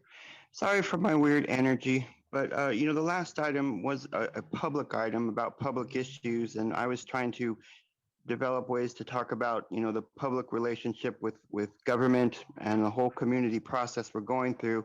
I think I'm talking about relevant issues, and I'd like to further talk about those issues on this item, and I think I need to preface my words and to begin by offering and considering the idea that not everybody can have the proper ways to speak within city government practices, but people try to offer their honest ideas and input to the city government process. And I hope, you can hear these ideas and you won't deny them or dismiss them simply because they come across as uncouth and not the formal norms of accepted ways of talking about issues at this time. To really talk about digital equity issues. I mean, how can digital equity issues address the future of our AI concerns? I think that's a major factor here, that it's not exactly what this item is talking about, but I think we have to consider equity issues, in terms of how we practice the future of our AI things. How can local communities learn to walk hand in hand with all the good digital inclusion ideas that can take place, but also ask the questions of the open public policies of new technology being placed in their neighborhoods that, is questionable sometimes. How can people ask about those things? How can this be a shared process of working together with different ideas and concepts and bringing them all into a whole? That's what I'm trying to work on here, people. So I'm a bit upset that you dismiss my words, and we have to learn how to talk in cooperative terms. Thank you. Thank you, Blair. And we do also need to stay on the topic of the item. Why don't we come back to the panel? Thank you to those who commented. Great. And I know, sadly, we lost the mayor to a CNN interview, obviously very important, but he wanted me to just stress his deep gratitude to all of our partners, and especially our guests who showed up today to share a little bit of their perspective on the work that we're doing together. So I know he and his team have been just instrumental in bringing this to fruition and care deeply about the work of digital inclusion.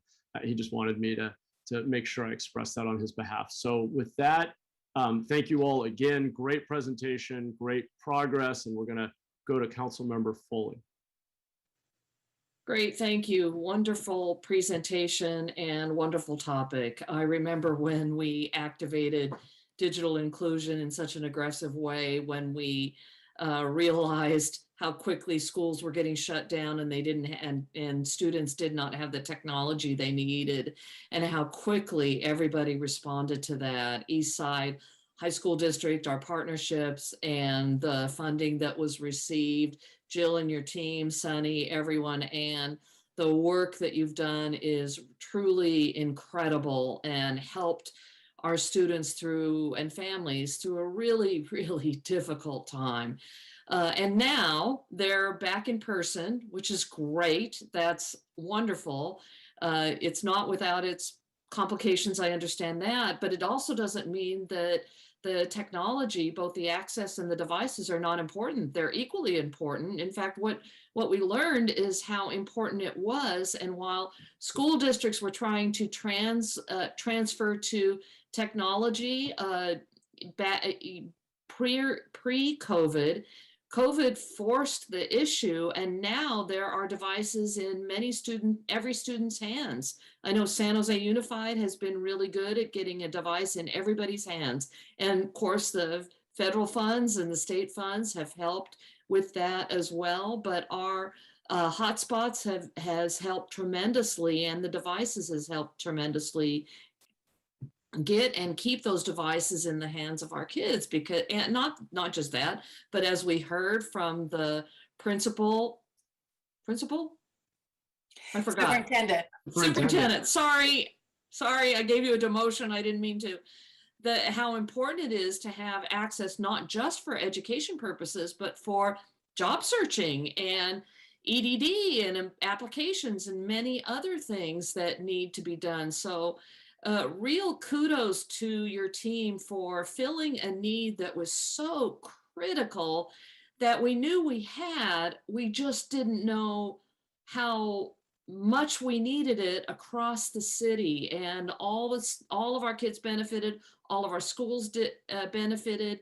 There are weak internet accesses all over the city. Some have weaker accesses than others, but with what you've done has really been oppressive to help our kids. It doesn't mean that their education didn't slip during the virtual teaching, because that was tough, but at least we were able to help them with the technology they need. So I don't really have any questions other than, are you seeing any devices, and major kudos to all of you, because our kids are so much better off now because of all of your efforts.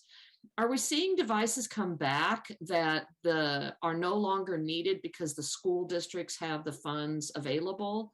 Same thing with the hotspots, and to what level? Thank you for the question, Council Member. We are seeing devices come back to the library. Actually, school districts who have either transitioned their technology source for hotspots, or who, for whatever reason, have chosen to terminate their connectivity services, are returning their devices to the library, and we will be repurposing those so that we're not purchasing net new devices. We'll be refreshing those and turning them into youth hotspots so that our cost is lower.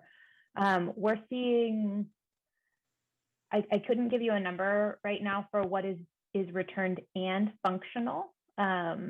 Certainly second graders had a hard time not misplacing the power cords, and some of those hotspots are rather sticky. So our teams are going through right now and understanding on an inventory basis what's functional. But I believe that we've received about 1,000 devices back into the library. 500 of those have already been repurposed and sent back out as youth hotspots available immediately through the branches. And we're continuing to refresh and redistribute those. But I don't have exact numbers right now for what the rate is. Yeah, that's helpful. And really the crux of my question was about repurposing. So thank you for mentioning that. I wondered what we did with them when they came back, and how we made them available in the future, what we did to have them be available. And I understand that little ones might be tough on computers, or laptops, or devices, but so can teenagers, I imagine, be just as difficult on them. Are we, through the library system, we're still checking the hotspots and devices out. Do we have an idea, or how are we reaching out to our senior population, or are those who have accessibility issues population? Not Sure. Accessibility issues, I shouldn't say it that way. Accessibility needs.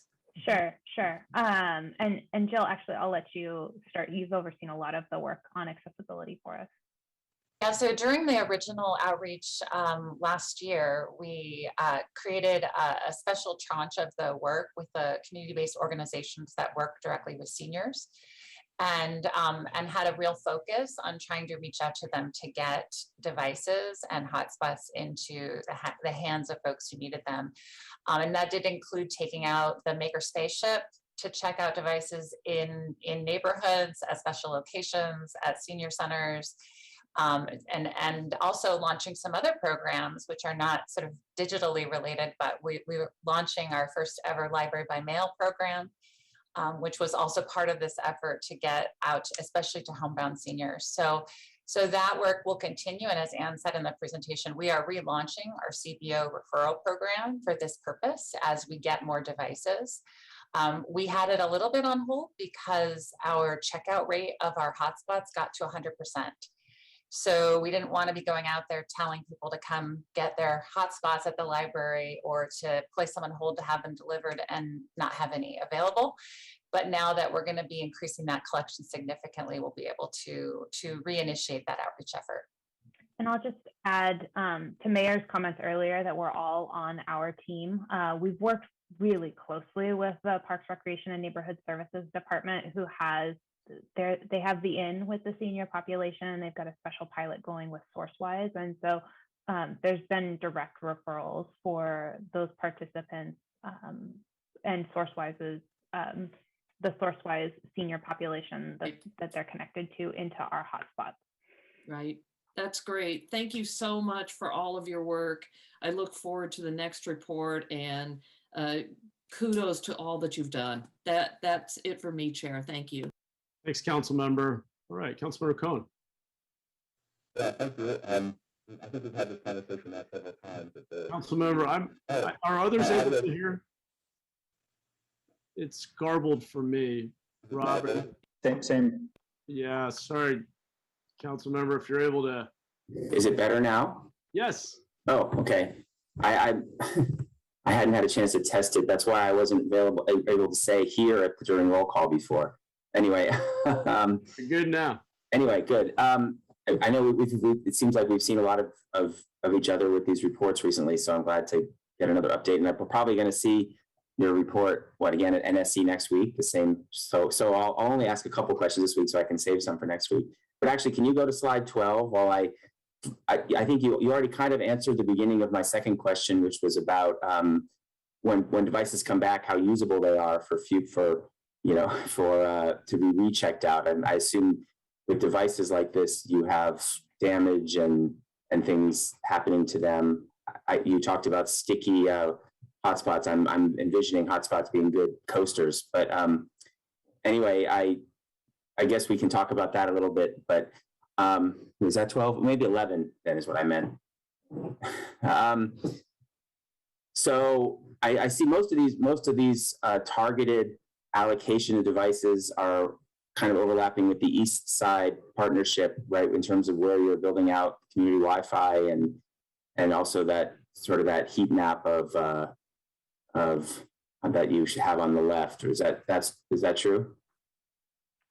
They are roughly aligned. I think the other piece of the map that you see here is COVID transmission rates, and that's the other kind of compounding variable that we're looking at and considering. I was only going to briefly ask about Alviso branch and whether, I know it's a small area with smaller circulation. I assume even though a library may not appear on this list, that all libraries have some hotspots and some devices available, even if they're not one of these most targeted ones? Yes, absolutely. So all branches are getting at least a baseline of 20 devices, and then it escalates and ratchets up higher and higher from there based on the digital equity score, COVID transmission rates, and then also what we know about what the school districts are doing in the area, whether they have, like Eastside Union High School District has an onslaught of hotspot devices, but Alum Rock doesn't. And San Jose Unified is not issuing devices this year. So we don't have a concrete data source for that last variable, but we've been adjusting the allocations per library branch based on what we know is happening in the area. So if people are starting to show up asking for them, you can move them from branch to branch as needed. We can do that, but yes, all branches are getting devices, and we'll continue to adjust and reallocate as needed. Okay. Yeah, this morning I was actually spent an hour with the superintendent in Orchard School District. It was great to hear from the educators on the call today to get some firsthand experience as to why this is important. When I was at Orchard this morning, I wish I had been thinking of some of these questions about their students. They're a high needs school district with very few students, but I should have been asking some questions about how their students are covered with technology. And I apologize, Chair, I have to leave in 2 minutes because I'm heading up to North San Jose to visit the Santa Clara Unified School District's new school up there. So for a 4 o'clock engagement at a school today. Today's my education day, I guess, but they actually have plenty of devices for their students in that district. But I will ask, maybe this will be a question for next week's meeting. We've talked about building out the Independence High School area coming next, but Independence has a very complicated attendance boundary with students coming from all kinds of places, the Orchard area and Oakland Road, and all the way north into North San Jose, and not as compact and as easily defined area. So I'd be curious just to see sort of a map of where the actual service will be versus where the attendance area is, just so I have an understanding if people ask me about it, or just so I know what's getting covered with the installation that's coming this fall and into the spring. Yes, absolutely. We'll actually set that up as an individual meeting so that you have more time for questions and your staff has more time for questions, but we'll be able to review the construction maps of what is planned for construction. Yeah, great. Well, thank you so much for the update. Great. And council members, since you're leaving us, maybe you can do me the favor of offering a motion. I will move we accept the report Second. on digital equity. Thank you. And before we vote, I just want to thank you all again. City staff, you've done tremendous work here. Our partners, California Emergency Technology Fund, all of our district partners, nonprofit partners. I know it's an incredible team effort, but it's clearly having a really significant impact in the community. So just thank you all again. Appreciate the very substantive and inspiring update. So with that, why don't we vote? Foley, Aye. Jones, Aye. Cohen, Aye. and Mahan. Aye. Thank you. Okay, thank you. Great. We are on to our fourth and final item, which is the IT audit report. Mr. Good afternoon. Royce. Good afternoon, Joe Royce, City Auditor. It's a very short update. So this is an update on our information technology audit report. The work is underway currently and will be presented in closed session when it is complete as it relates to IT infrastructure security. And that's my update. Great. Joe, you surprised me. That was an awfully quick update. Let's go to, thank you. That's great. Love having efficient meetings. Why don't we go over to public comment, and we'll start with caller ending in 5140.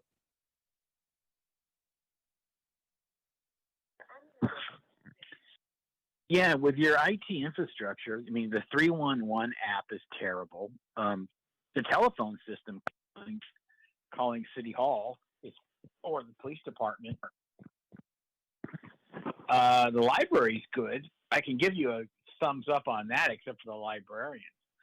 But with the IT, the 311 app is terrible. This whole Zoom system is awful. You guys need to spruce things up if you want to call yourself the capital of Silicon Valley. I can tell you, it's not good. If you guys can't even get the phone system right at the police department, and the police department's website is complete garbage. Oh my God, what a joke of a website that is. So you guys need to clean up your websites. You need to get the 311 app to work properly. Calling 311 is not bad. I usually get better results than that stupid app. I took it off of my phone. It's so bad. And I mean, really, do I need to carry around a phone to take a picture of something for you guys to repair? I should be able to call you. You guys should be able to repair it. I mean, you're making the citizens use their own devices so they can help you do your job. What does that tell you? I should just be able to call you, or I should just be able to tell my city council person what the problem is and where it is, and they can go look at it and use their phone and take a picture of it. Right? I always love oh yeah, just use the app. It works so well, and we know right where. No, it doesn't work well. Anytime somebody says, go on the app of almost anything, whether it's this city or even a private company, it doesn't work very well. The technology's not there yet. And I got a brand new phone, but I can't imagine the amount of money you're spending for this high tech stuff. That's complete garbage. I can't imagine. I mean, I know what works well is the high tech parking meters that you. Thank you. We're on to Molly.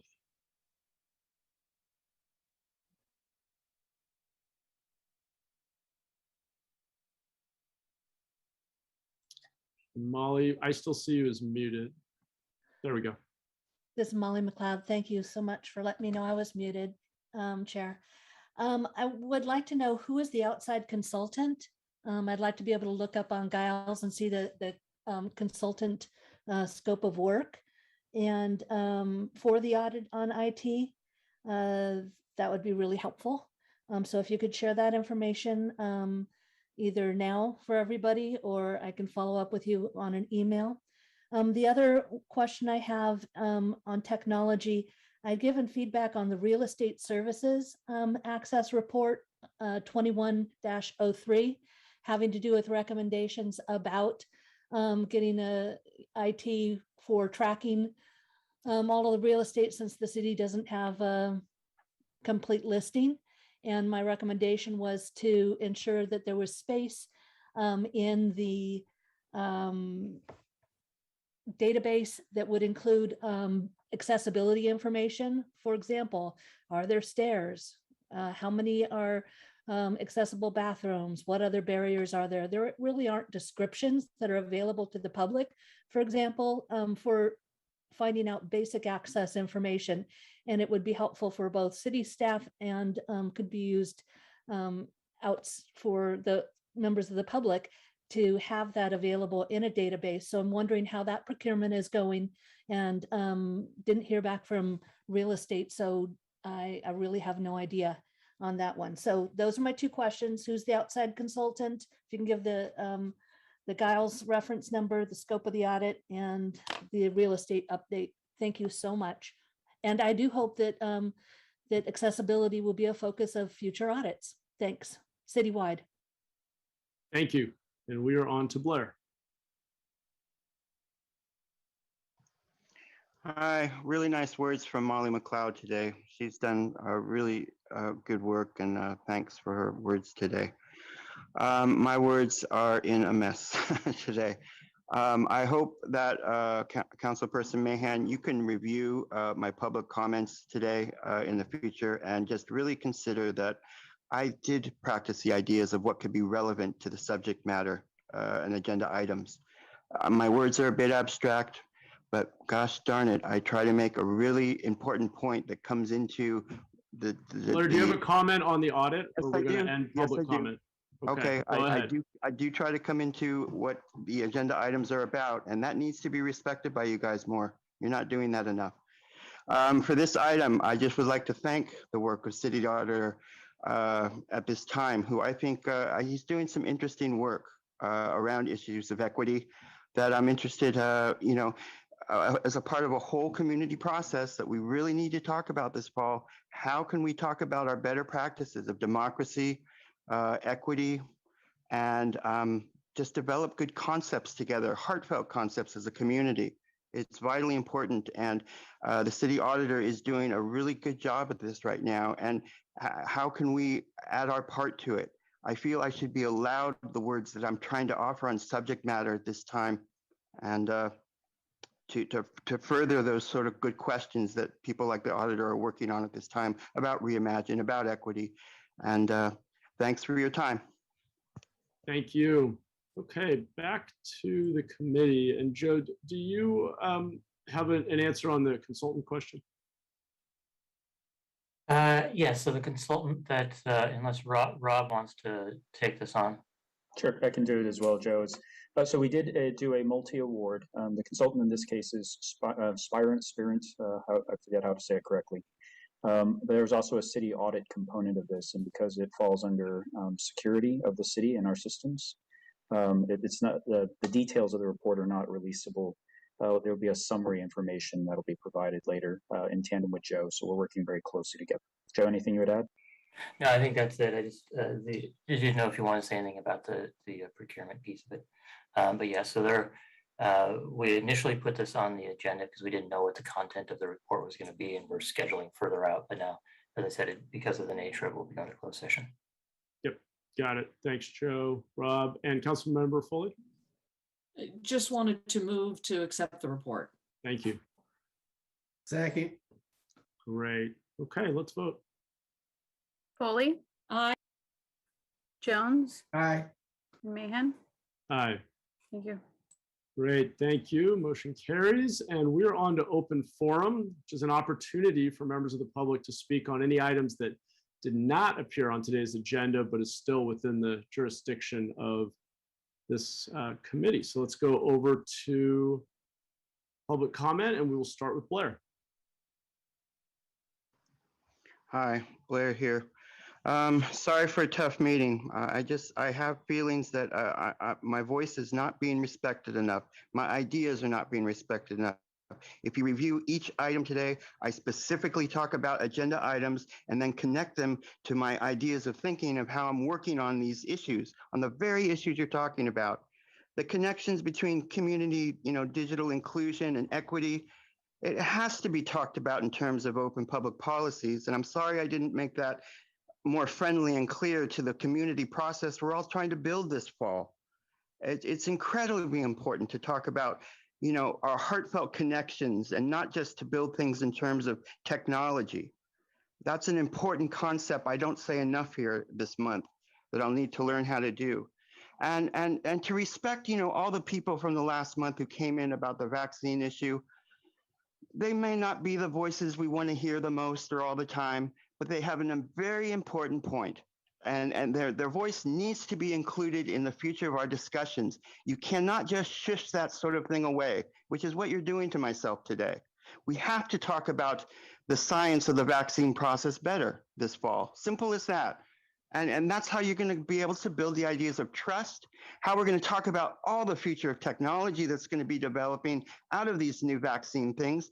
You have to learn to start talking about these things openly and make it a trusting process. You're shushing me away again, as usual. And I don't like you guys doing this to me. I'm trying to be respectful and do this in decent terms. Man, you guys got to respect my voice when I speak at public comment time. What I'm trying to deliver and offer is an incredible form of good practices. And for you to say otherwise is incredibly insulting. Is that clear? I hope I'm clear. And we'll work on this together and talk about good practices this fall. Thank you. Thank you. We're on to 5140.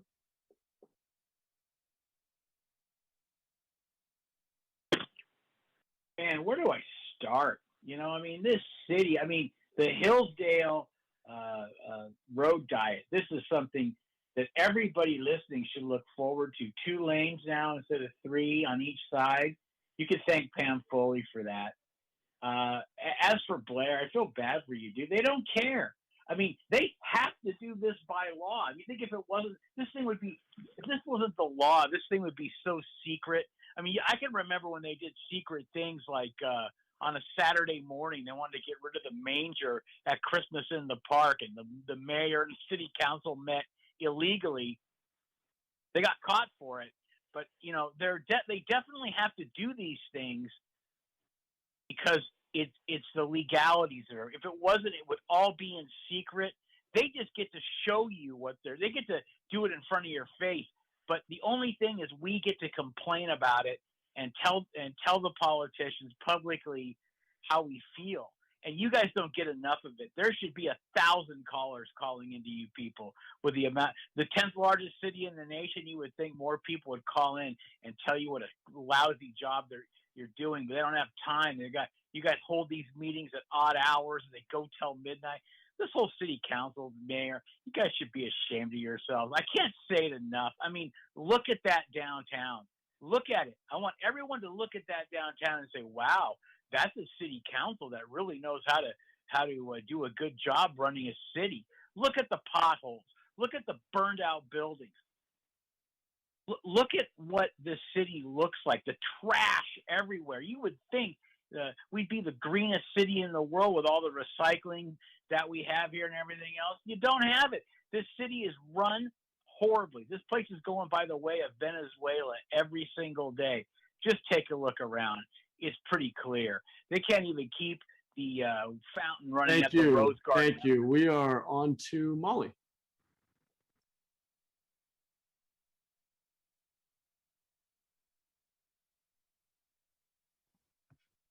This is Molly. Thank you very much. I would like to say that this is making a difference. Yes, being heard doesn't always get the changes you want. When I was participating in the Office of Cultural Affairs, my hope for a work plan was not voted up. But during this meeting, Jordan has sent me an email reply saying that he's already reached out to Victor Pineda with World Enabled, the one who's doing the part of the Cities for All and has capacity for another city as they're working with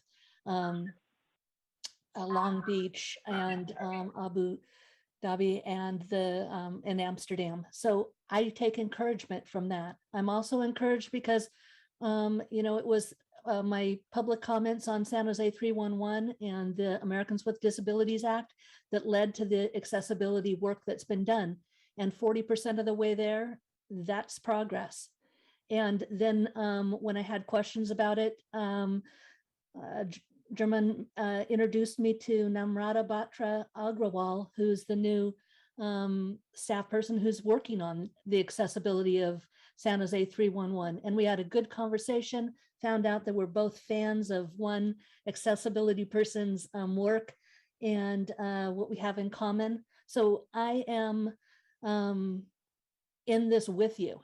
And that's what it takes, is to identify, okay, here's this box.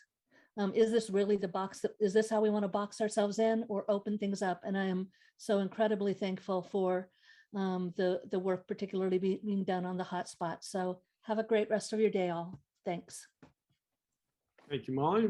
And great rest of the day to everyone. Appreciate your time. We are now adjourned. Thank you.